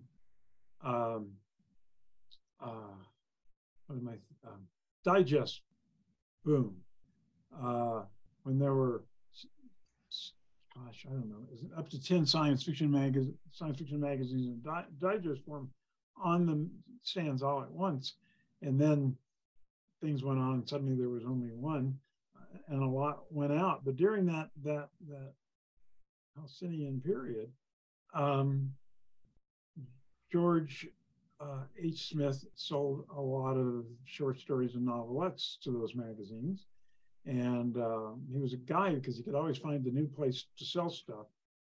I think, by the way, but he was like one of those guys who could get up to the second tier. Like, he could sell a book to Ace Books occasionally. He could sell to a science fiction novel to people like Leisure or Belmont or one of the lesser mags, or a mystery or whatever. But he never broke up to the A-listers, like in those days would have been Signet, would have been Avon, would have been several other places that the A-listers like Asimov's broke into and sold to regularly. Heinlein at New American Library, Signet. Never touched those guys, hardly at all. And he was always down on the second tier, but up above the guys who could only sell if they were writing erotica, because they weren't that good. And but they were good enough to sell that. And maybe they would find some other place to make up stories, like the men's adventure magazines, but had stories like, I was the plaything of 14 cannibal maidens or something. Or I vetted the she-wolf of Auschwitz and helped rescue 14 prisoners or whatever. all that kind of stuff, which they made up as they went along, and were supposed to be true narratives of things that happened in World War II. They go into that. And there's things like that that appear in like the France magazines. We find people like Charles Neutzel getting, that's like before he wrote a novel, he was writing there. I think Jim Harmon was writing for those as well. And there was a lot of Western. It was kind of at cusp of 50s, 60s, where there was still a lot of that top type of writing, and that was a place to get shorts published. And then a lot of them, these adult books were their first foray into writing a feature. Granted, there are a lot of them, they're short, 150 pages. But somehow we didn't really get into him. Forrest J. Ackerman, he represented all of these guys, from Ray Bradbury to Asimov, as you mentioned, and then to people like Smith and Harmon. And then you worked with him as well on a number of books. Yeah, I gotta say, Forey was right there at the right time, doing the right things quite a lot. And that was because of his deep passion for science fiction writers and fans. And he felt that, probably if you were a fan and you'd written more than, a half a dozen articles for fanzines, you could write. And he represented, he didn't represent Asimov, but he represented shortly for a period Ray Bradbury. Get started and sell his stuff to Planet Stories. The people who read things like the Martian Chronicles or the Illustrated Man have no idea that a lot of them were originally printed, not in any place reputable, but in Planet Stories, considered at the time the lowest rank practically of, although I think it was deeply misunderstood. Maybe if was another one of those kind of magazines, right? Yeah, and Amazing Stories. Yeah. But he had a lot going on, and he was selling. So he had the big name writers, and by the way, Charles Beaumont, who would later write a lot of movies for American International and others, and then died quite young. A lot of his stories have been filmed from TV and movies. Mr. Sardonicus, he was his agent, and for most of his life, he was also the agent for A.E. Van Vogt, one of the great sci-fi writers. He lost it in later years, but in the 40s, he was the guy to beat. And Hubbard, L. Ron Hubbard he remained Hubbard's agent until the early 70s, when the Scientology Institute finally said, well, we're going to start a new agency called Writers House to represent Hubbard's work and the work of other writers. And then they went out and got themselves a few writers.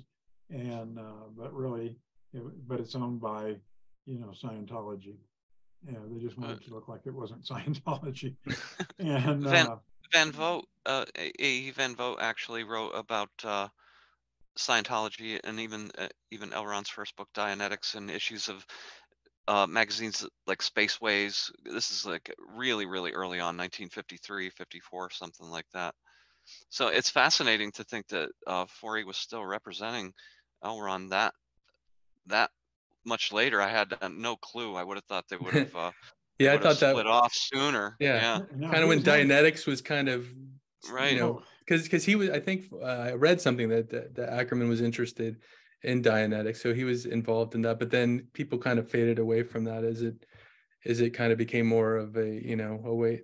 They found ways to make it a religion, to not pay taxes. Yeah, exactly. They made it a cult, and cults pay very well, as almost anybody who reads headlines in the news knows. And I don't know if it's true that he actually said, if you want to make money, then found a religion, or if he heard Sturgeon say that, or if that was just a story that got attached to it all.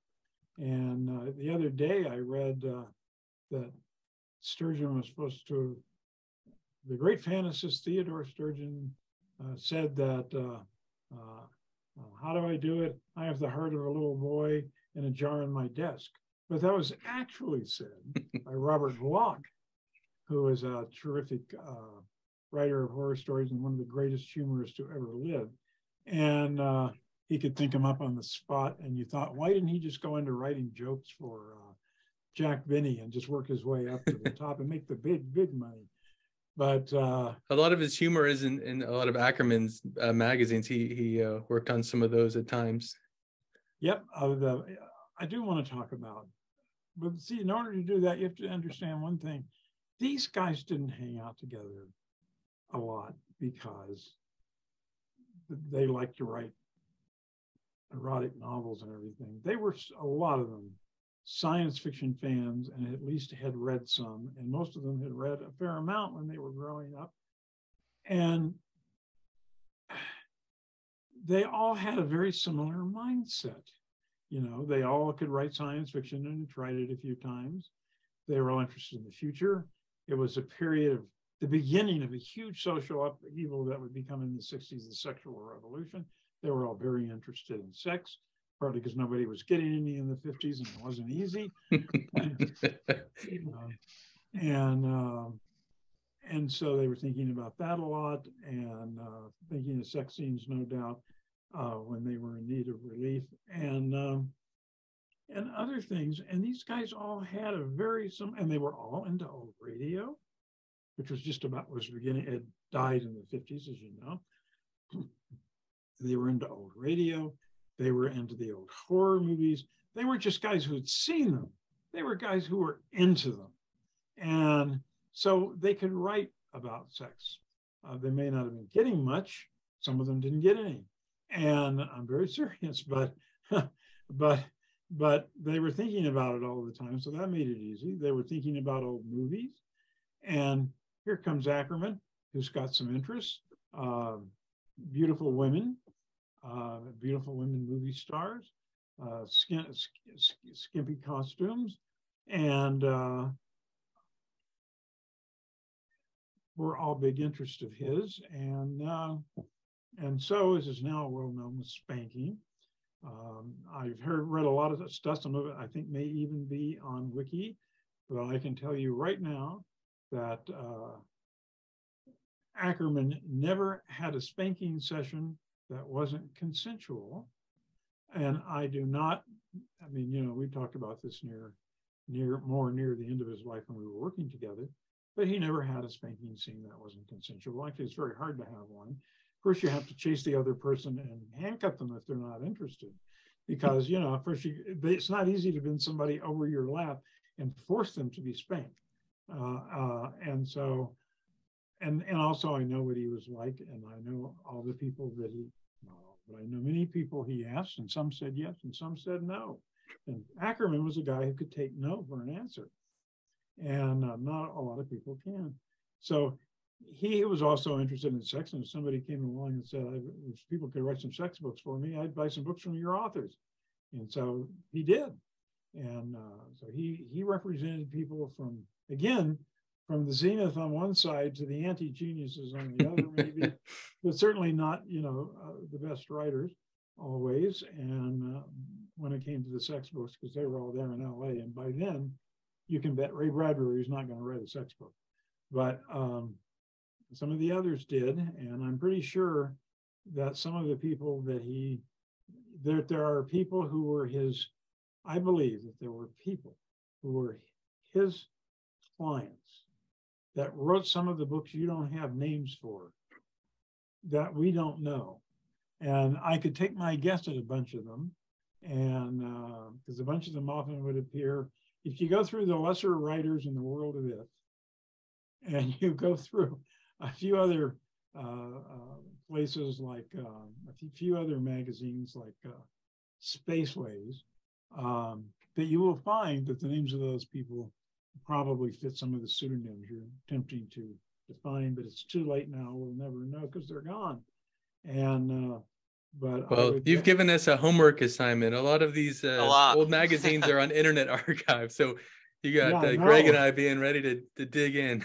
Yeah, and I love Internet Archives. It is the best for pulps. I mean, you know, you go there, they don't have every pulp because they're still getting stuff up, but they got enough to keep, you know, anybody who falls in love with pulp, except for the costumed hero pups, most of which are not available because they were recopyrighted, like the Spider and Doc Savage in the Shadow and a few others. But they've got it all. If you get a taste for pulp, that is the place to go and find old pulp and see what it was like. They have the complete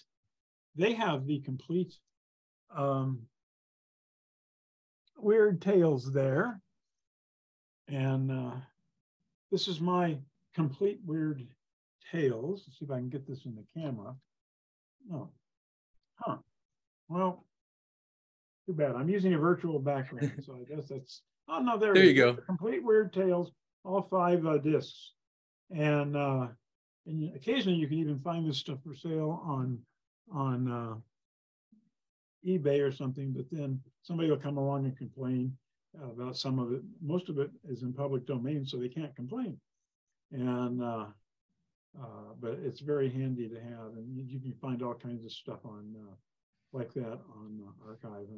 And it's kind of funny when you talk about public domains. There's Rico comic books that people are printing for fun because there's no copyright, and then there's other ones that's like they're worth billions and billions of dollars. So it's interesting what gets left to the wayside, and what is the holy grail, as it were.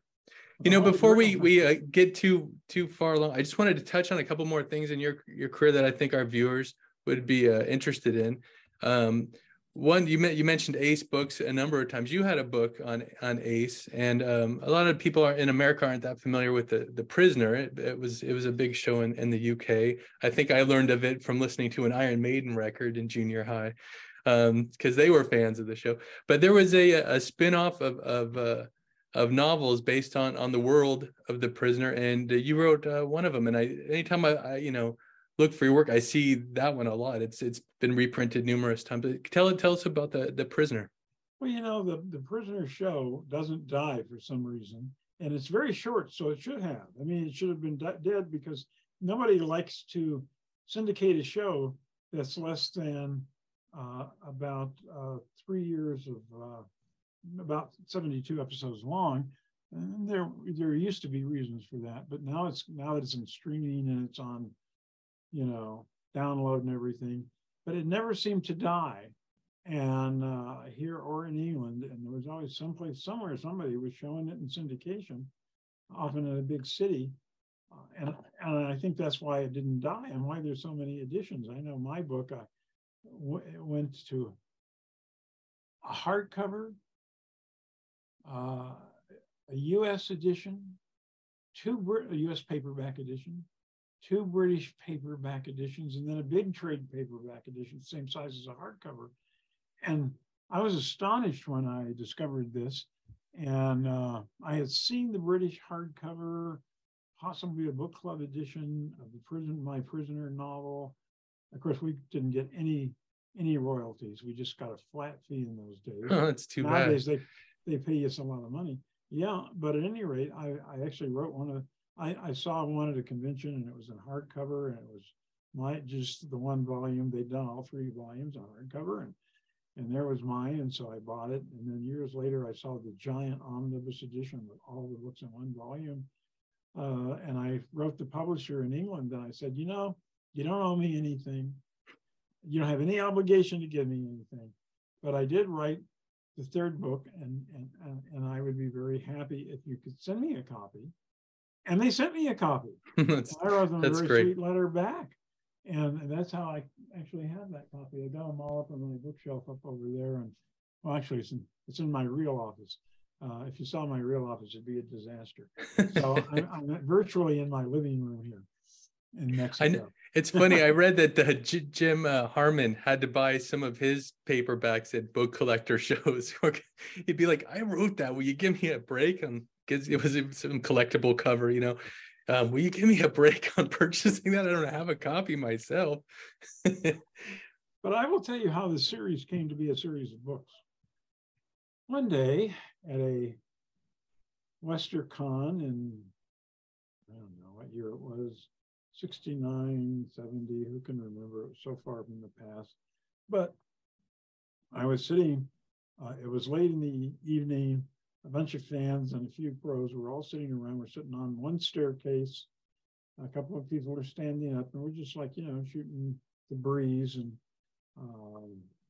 I don't know how the subject of Uncle came up, but Man from Uncle, but it was very much related to what happened. And we were talking about the writers and stuff, and and Terry Carr said, well, we're making a lot of money out of Man from Uncle. Can you think about another science fiction show that's on right now that would make a good book series, for Ace? And everybody's going, and I said, well, there's The Prisoner. And Terry said, yeah, that might be good. Who should I get to write for it? And I said, I just finished reading Tom Dish's Camp Concentration, which is like a prisoner book, only it's just slightly different. And Terry said, I said, Tom Dish, because he just wrote Camp Concentration. I don't know how much you can get closer you could get. And Terry said, yeah, Dish would be perfect. Who should I get if there's a second one? And I said, Dave McDaniel. He writes all the best Uncle books, and his books outsold the other Uncle books by several hundreds of thousands of copies. What he would have had he gotten paid even the tiniest fraction of royalties, he probably wouldn't be dead today. I'm very serious. And at any rate, I said, Dave McDaniel. And I said, and if it goes to a third book, because I thought of it, I should get the right to write the third book. Nice. If I'd known then what a poor writer I was, or how little I actually knew about writing, I probably would not have said it. But thank heavens I didn't discover that for several years. And that's why I can barely bear to reread it. But I understand that in England, they have a higher opinion of it than I do, so good for them. So that's how they all came into existence. And a lot was going on in my life by the time I got around to writing that book.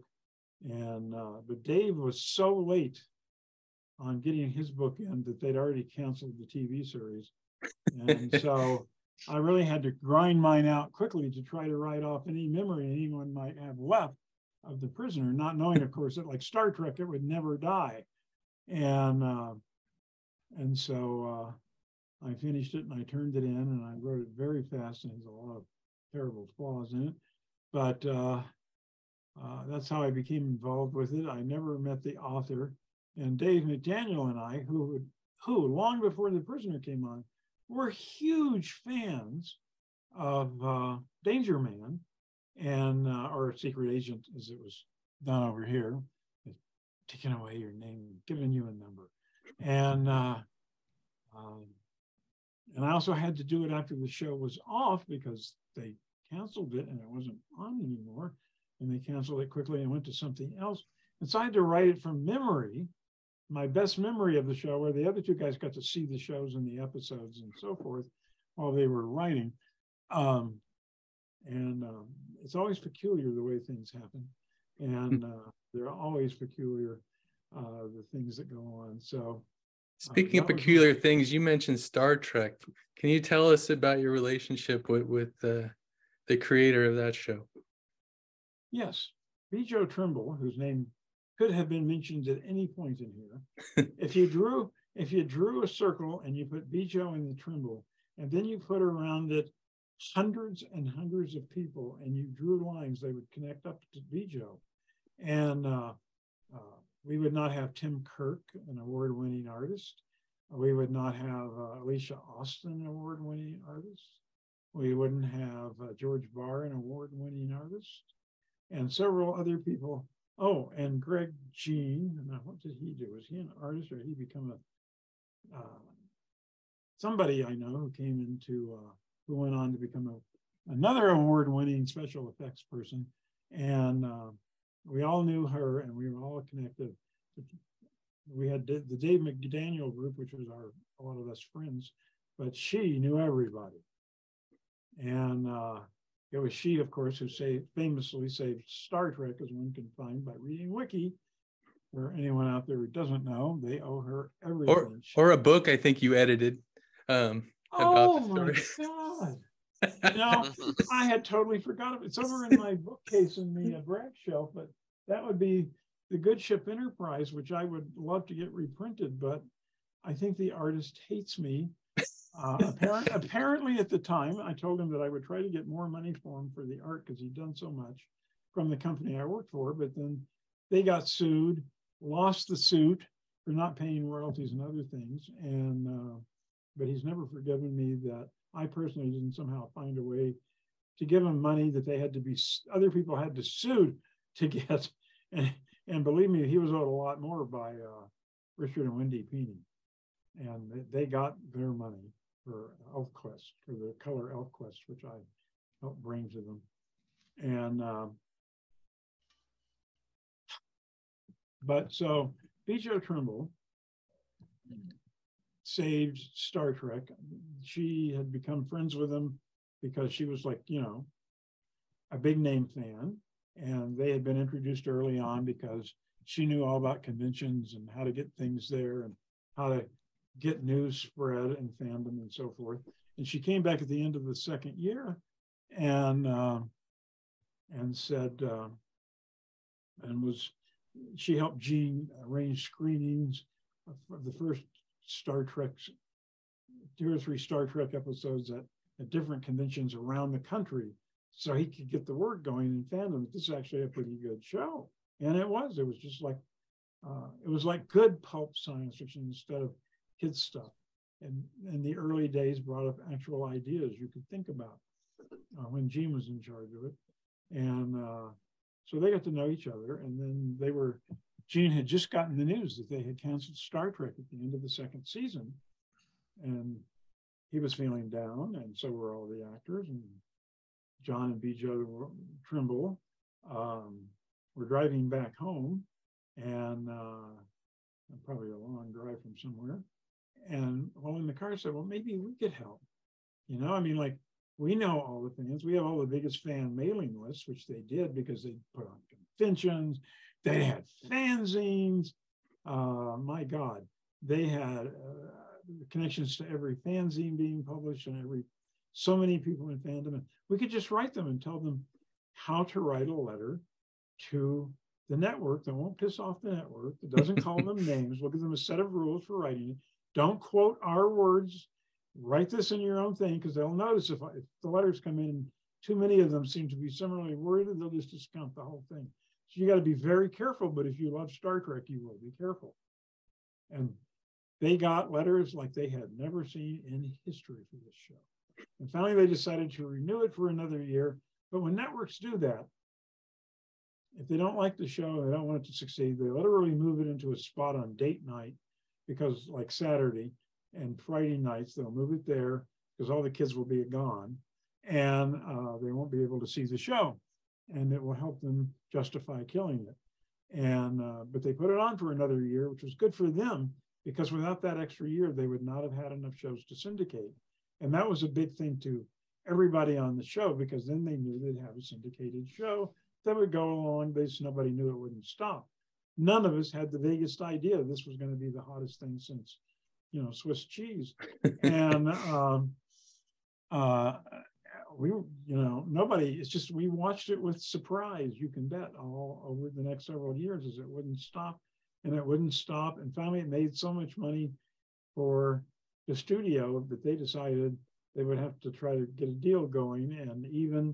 And who was making the big money out of it? The studio and CBS. And so after looking at all the millions they made, why not make a pilot? Why not, you know, basically bankroll the first season of the sequel? And then Gene got in there and got to get some of his ideas they wouldn't accept before in.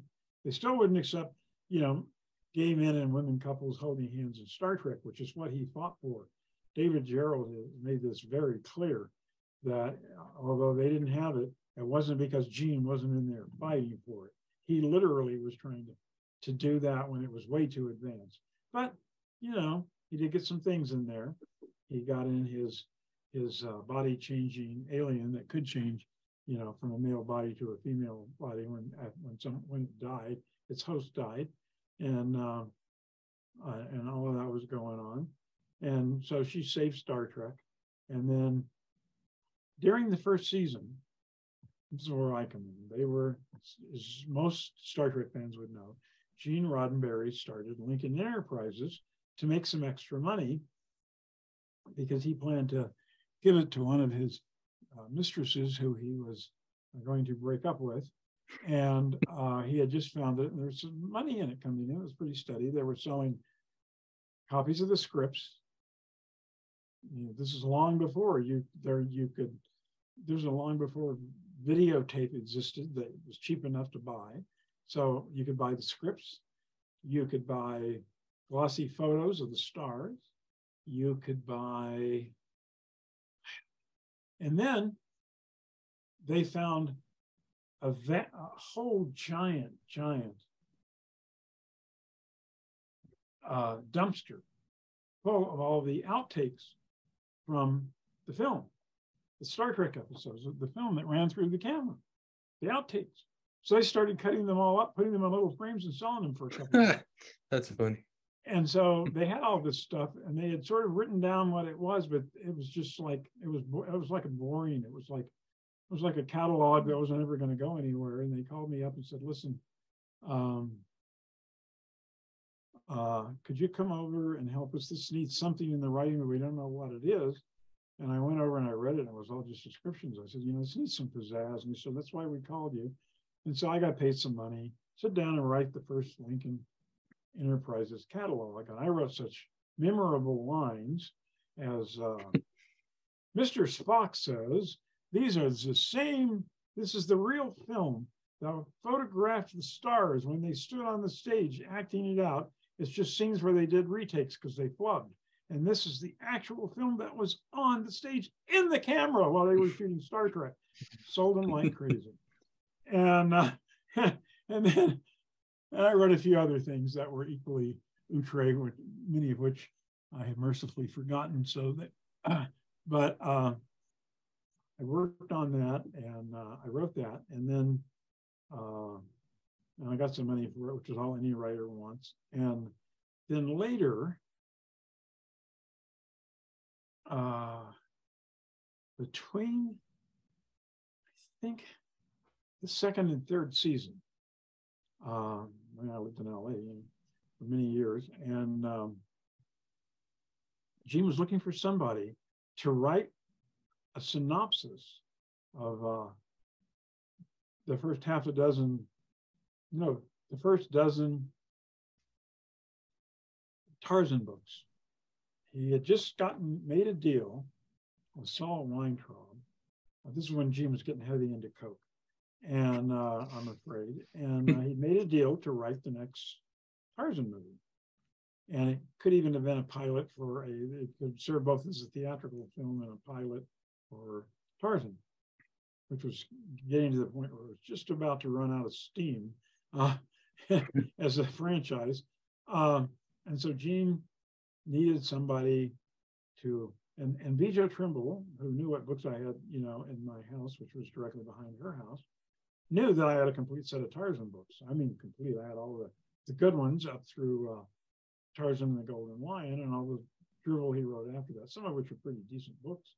He never really wrote a bad book. And this is Edgar Rice Burroughs, who also wrote a Princess on Mars, et cetera, et cetera. John Carter and the Princess of Mars and John Carter, which I read when I was, for the first time, in junior high school, as I did Tarzan, because my friend's father had them all in his bookcase. And then I went out and collected them. But the first 10 or so up through Tarzan and the Golden Lion all have Jane in them, and thus are relatively reasonable. But after that, he just sent Jane back to England for a while, and I guess that when she came back, nothing adventuresome happened, so he didn't write any more books with her in them. They were more like the movies. And so I had all that, so I sat down and I wrote a synopsis of the first 15 books with Jane in it. I wrote down what Tarzan characteristically, how he characteristically acted and reacted, and what he always said, which, as I remember, was "I yet live." Okay, we're here in the opal of the carnal pits of core, and we're about to be fed to the giant dinosaur. And not only that, Tarzan, but both your legs are broken. And Tarzan says, "I yet live." And then And he gets up with 2 sticks and goes and beats the shit out of that dinosaur.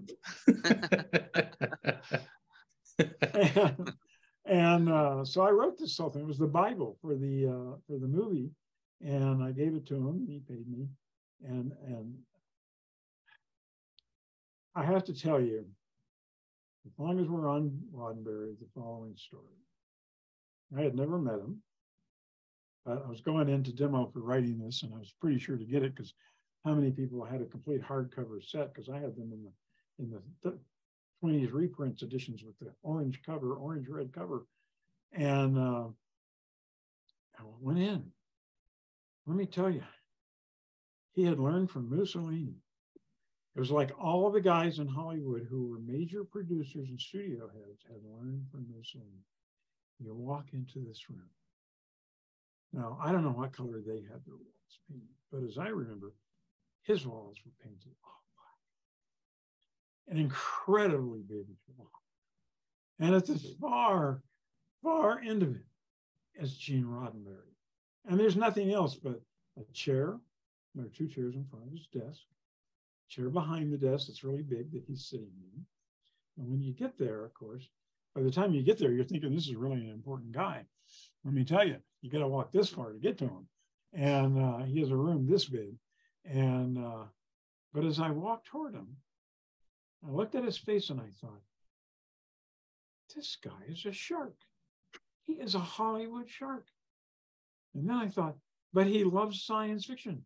And who the fuck else could get a science fiction thing made with some quality in Hollywood except a shark? You know, you can't go into those rooms that are filled with sharks that were studio heads and producers, which in those days they all were, and because they were, you know, older guys. And I talked to him. I was deeply impressed by what he had to say and his thoughts about Tarzan. And I told him that there was an actor who I had just met and had a lunch with, who was a real up-and-comer. I had seen him in 2 or 3 movies, and he had this, and he had a movie that was coming out later that year, and he'd only been in 3 or 4. Certainly not as many as even 10. And he'd been in Hell's Angels on Wheels, which was the film that really stole my heart. And he'd been in another Psych Out, and he'd been in, and then he just finished making a movie called Easy Rider, and his name was Jack Nicholson. And I've been so impressed by him in the 2 biker films he'd made. I didn't actually go to biker films, but I had a girlfriend who did, and we went to a biker triple feature thing downtown in LA, and sat in the front row of the balcony and watched it. There was almost nobody in the theater at the time. But at any rate, he really impressed me. So I had lunch with him. I run into him later when he was making Head, the movie that he wrote and partially directed. With some monkeys? With the monkeys. And it was at that point that Mickey Dolenz came into the room, holding his hands across his ass and said, I need to get a seamstress up here. I bent over and I split the ass out on my pants. And then he turned around and showed us. And Jack picked up the phone and called somebody in costume. He said, can you send a seamstress over?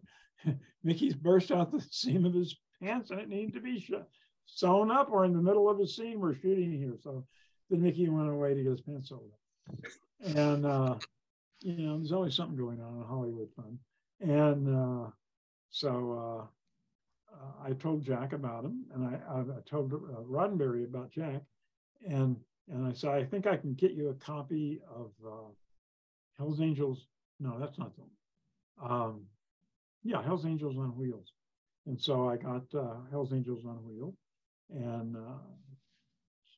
Roddenberry for him. I went across, I made a couple of calls. I went about 2 blocks away because that's where they had produced it, and I got it, and we sat down and in this incredible screening room with individual chairs for all the big heads, and then some you know, aisles of chairs that were, you know, welded together a little bit behind, and we sat in the big chairs, with the holders for your cup of booze or whatever you were drinking, and all of the stuff, and phones.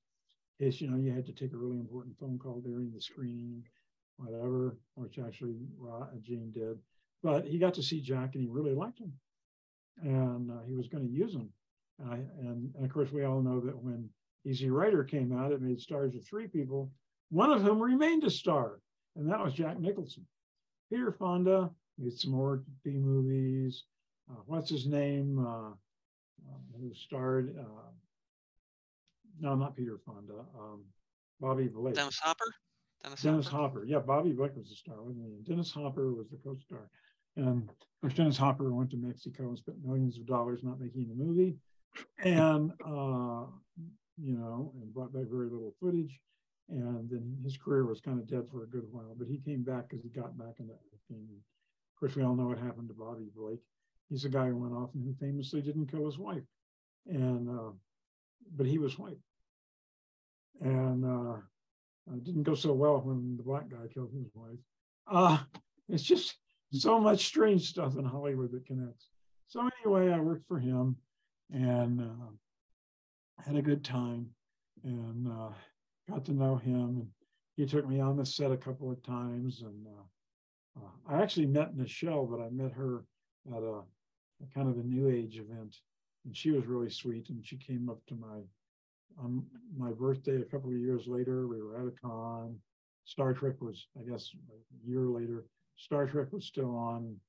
And somehow she ended up, I think maybe George Clayton Johnson, who wrote the first Star Trek that aired, and a bunch for the Twilight Zone. I think George Clayton Johnson, because he and I were pretty tight then, came up and brought her up. But all of a sudden, there she was in her room, and we were having my birthday party, and we were recording, doing some filming, I don't know, of something, and related to the con later. And she sang Happy Birthday to me in a cappella, a rock gospel version that just completely blew me away. And I've never had, you know, that's the most memorable birthday I'm ever going to have. And, you know, I knew it then, I know it now.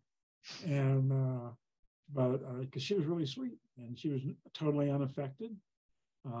Otherwise, she wouldn't have quit Star Trek and had to have Martin Luther King talk her into taking the job back. You know, she thought, I'm a black woman. What am I doing in this sci-fi show?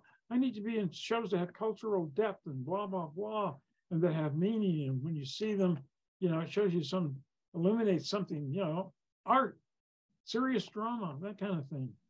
And so she quit. And I forget, I think it was the end of the first season, but I could be wrong. And she quit. Roddenberry accepted her resignation with great regret. I'm serious. And probably thought she was making a serious mistake.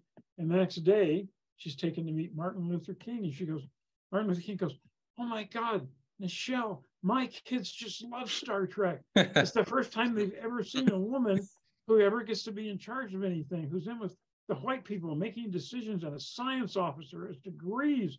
And you don't know what this is doing for our black kids all across the US. And she said, but Mr. King, I just quit the show. And he said, you cannot do that. What you are doing for black people in this country and black culture, you cannot apparently understand or grasp.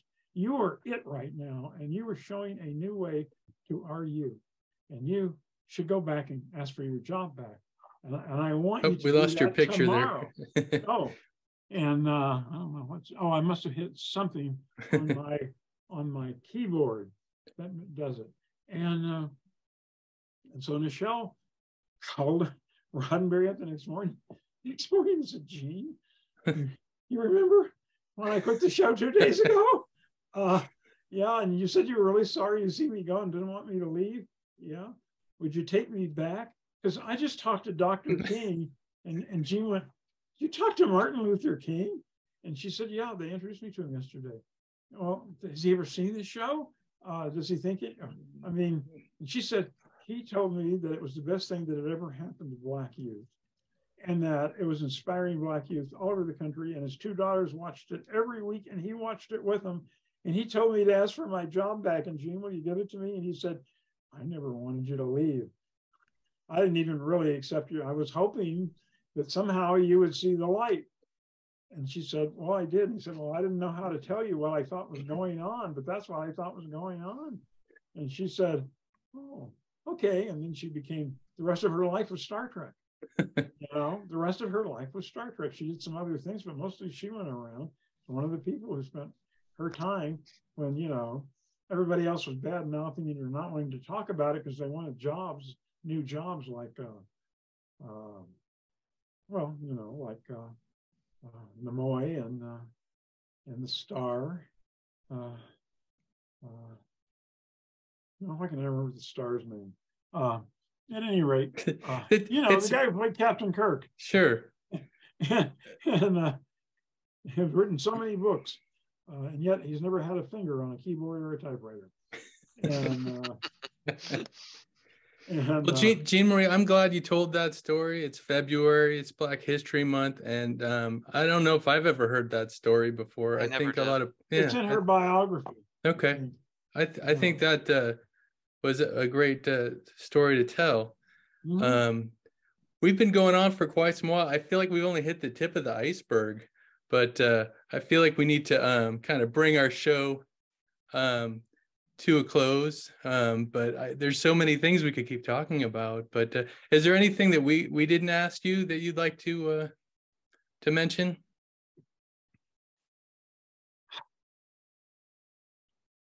So much. Really what I'd like to tell is a story unrelated to any of the people who actually wrote for, because I know a lot of the people who are going to get on here are going to be people who are interested in movies and TV, probably. And I wouldn't be surprised if, by occasionally mentioning famous monsters of filmland, you could get a lot of watchers. They just Now, this is what I was told in secret. But they still haven't, as far as I can tell, officially announced it, but they're getting close. If you go to Famous Monsters, you'll see they're under new ownership. If you go to the Famous Monsters Facebook page, you'll see they're under new ownership. And it apparently was bought by Rob Zombie, who's just releasing a movie of something, Renfield, or I don't know, some horror film that he remade. And at any rate, and so we're going to find out, but this is a story that will certainly give people a lot of food for thought. Alas, not about, we could talk even forever about France books, but I want to tell a story about Harlan Ellison. And a guy who I loved and adored, who was taking bad raps from many people. And he also wrote the afterword to Seasons of the Witch, your book. Yep. And Harlan took us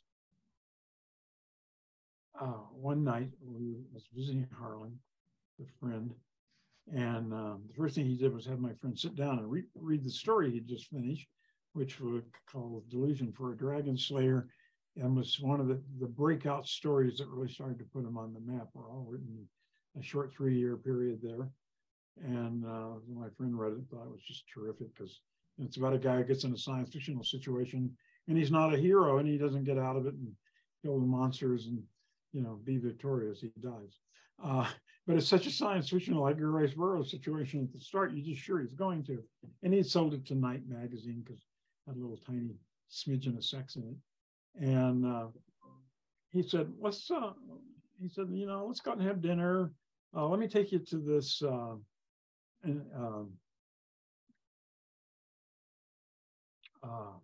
Italian place down the hill, because he lived way up on the top of the hill. I don't know if you've ever been by his house, but he was way up on the top of the Hollywood Hills, and they're all twisty, windy streets because they're all paths along and around and down hills. Harlan jumps into his tiny little sports car that he affected at the time, and starts driving like mad down the streets, scaring every single person in the car to death except himself. And it's a very small car, so we're crammed in there. And we know, like, if we hit anything, we're all gonna die. And he gets us down there, and we get out of the car and we go in the back door. And he sits down, and they see that he's come in. He says, "This is my favorite restaurant. They have a pizza named after me." Well, when he told me the ingredients for the pizza, it almost seemed like a description of Harlan himself. He said, double thick crust, crusty guy. We all know on many occasions he's been very crusty. Number two, double ripe tomatoes. Well, when Harlan was very young and he was just succeeding in Hollywood, success to him as a little Jewish boy from New Jersey meant hot babes from the movies, well, you know, starlets, and blondes, because, you know, he's a Jewish boy with dark hair.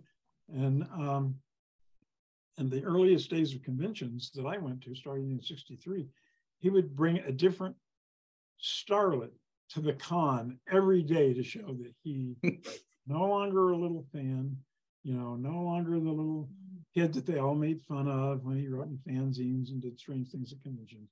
He was making.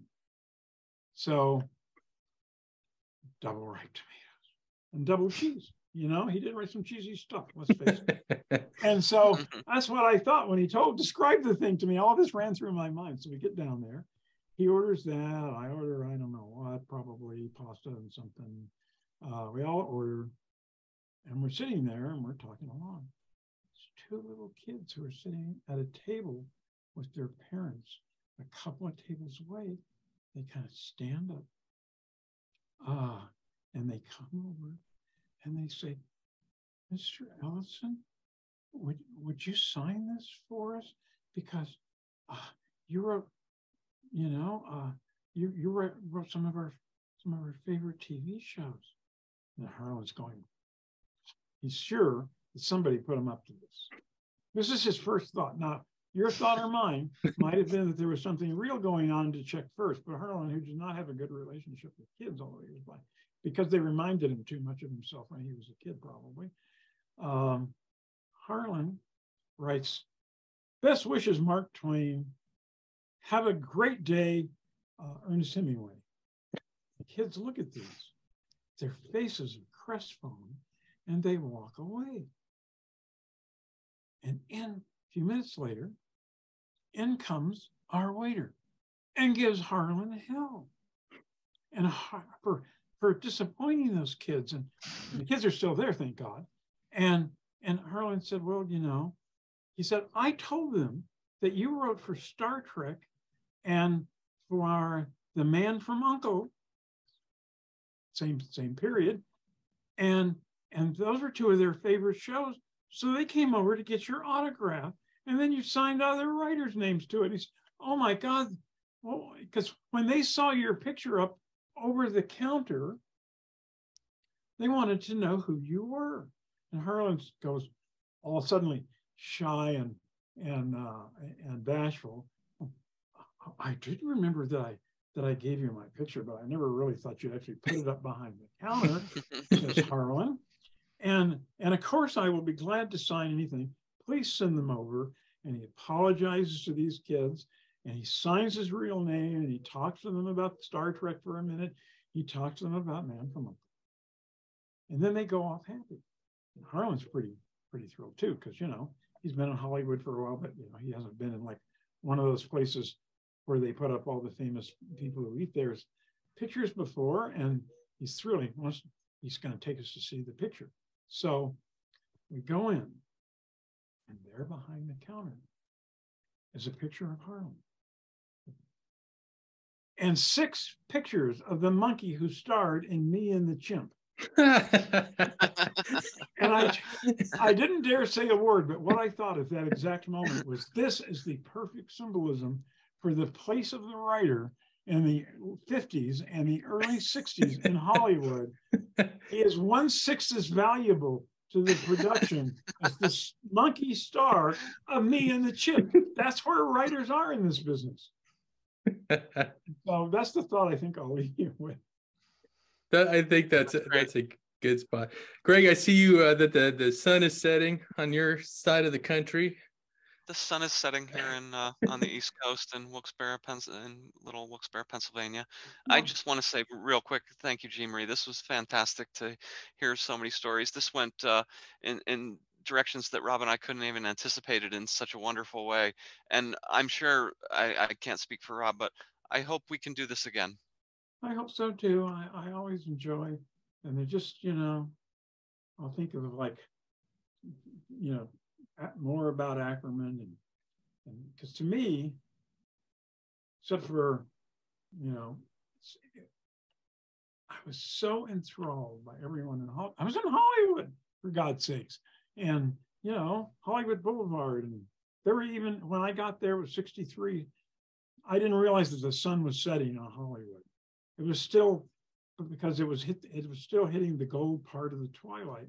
And you could walk down Hollywood Boulevard and see the names of men's clothing stores and women's clothing stores and this and that and the other that you had seen in movies. Clothing, Mr. So-and-so's wardrobe by, and Max Factor still had a place. And I didn't realize that, by the time into the '70s, that would pretty much all be gone. But so I was just enthralled, and I was in the science fiction world. Everybody who wrote science fiction was a god to me, however small. They only wrote 4 stories for If. My God, I hadn't sold a story to If. They were wonderful. And so everybody that I met was just enthralling to me. And I ended up with so many stories about them. And Ackerman, there's a lot more to tell. Underneath his house, but you probably were. Did any of you ever get to see his house when it was still open? I've never been to the Acker Mansion. No, I've seen just pictures. Underneath the mansion itself was what he called the sub-basement, which was a space because of the way the house was built on a hill that was just dirt, and the floor of the house above it.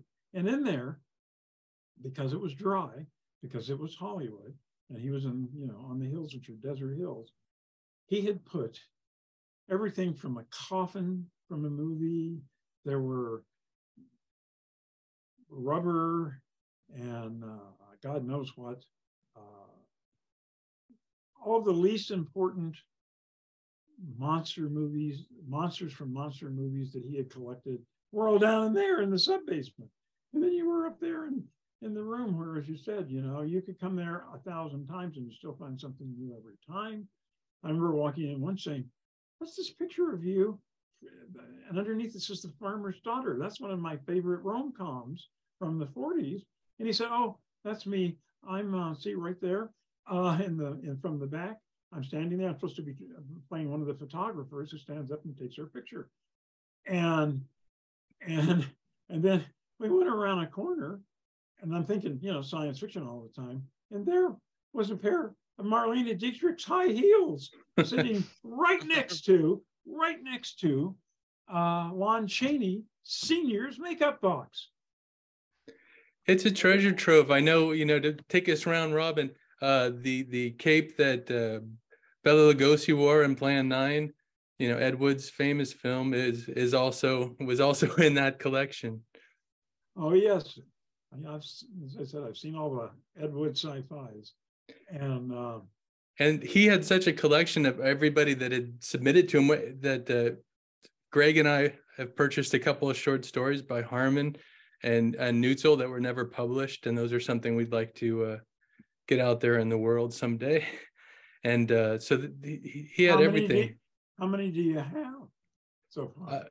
I think at present we have 2 Harmons and 1 Neutzel. It's actually, according to Charles, it's the first short story he ever wrote. And I know that at one time he had a whole bunch of unpublished manuscripts by famous science fiction writers whose period had come and gone. And complete novels.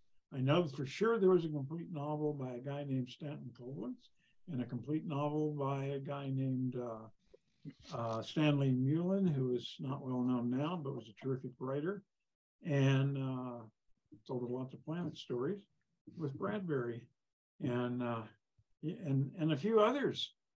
And now I'm guessing they're all in Forey's papers back east somewhere, wherever it was that approached him and wanted his papers. Some of his papers, some of his papers are at Syracuse University. That's but the gentleman who's selling a lot of stuff online through eBay is somebody who collaborated with Forey in later years, somebody you may be familiar with, James Van Hise. Yes. Okay. In fact, I published a couple of books by James Van Hise, and I may publish a couple more. And I published his biography of Roddenberry and his first book about the original Star Trek. So all these things like keep looping around, don't they? Yeah, they do. I mean, Jean Marie, you are kind of how you described Bjo Trimble. You kind of know everybody, and I second Greg that he and I'll dig in deep to some of these authors. We'd love to have you back. We could. I wanted to tell people about you. You're just such a remarkable person. But if you want to talk some more, just France with us or whatever, but you have so many stories to tell. I think we could definitely do this again. Yeah, but I want to. Happy. That'd be great. And so thank you for coming on Sin and Sci-fi in the 60s, France Books Paperback Writers, and telling us all these wonderful stories. And we hope to see you again soon. Oh, and I would like to point out that my Sinful Sexy book, Season of the Witch, was in fact published in 68. So I managed to just crawl into the sexy 60s too. That's right. And all of us were doing, I just want to say, we were all doing plenty of sinning. Not all at the keyboards or typewriters. Good. Yeah, I think there's something about mescaline in the back pages of Season of the Witch. Yes, I think that perhaps in the afterword to the book, I told a lot of truths. And so it goes. And I didn't dream that book would one day become in everybody's list of the top 10 or 20 transgender novels, transsexual novels about women. And people would, 10 years and 20 years later, it would be famous. And I'm lucky because I've had it reprinted 3 times since it first came out. And I should add that it's presently available. If anybody's interested, you can pick it up very easily. Yeah, I just did recently. Yeah, you can pick it up in almost any used bookstore that would have a section with adult books in it. Sometimes, but I just meant you can get it online. You can purchase it. It's still in print. Yeah, you can. I think it may be going out of print, but yeah, it is. So, but it's very, very frank, and it's very, very over the top, and it was meant to be transgressive. And I believe it was Michael Perkins who wrote a book about them called The Secret Record, the story of modern erotic literature, who called what we were doing at Essex House anti-erotica. And he was very close, very, very, very, very close to catching some of what we were in fact trying to do. And what I was trying to do with the early parts of that book. And I wouldn't be surprised if that influenced a lot of people that were writing like in the early 90s. I can't think of subgenre names, but it had that same kind of flavor, and I'm sure they were brought up on it.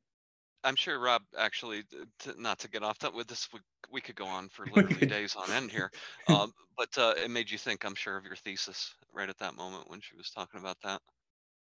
Yeah, for sure. I had written a paper on Wood, and I had posited that he created erotic horror, and that's that's what I believe he did.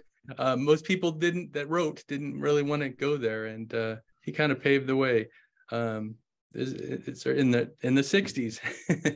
It's tragic what happens to so many of the trans characters in his books. It's true. And anyway, I shall let you go. And it's been a pleasure. If you like. Thank you very much. I'll sign off, and I'll give control of your TV set back to or TV screen back or podcast screen back to you. All righty. Have a great one. Thanks again. Take care. Thank you, Jean Marie. Thanks, Rob. Bye, everybody.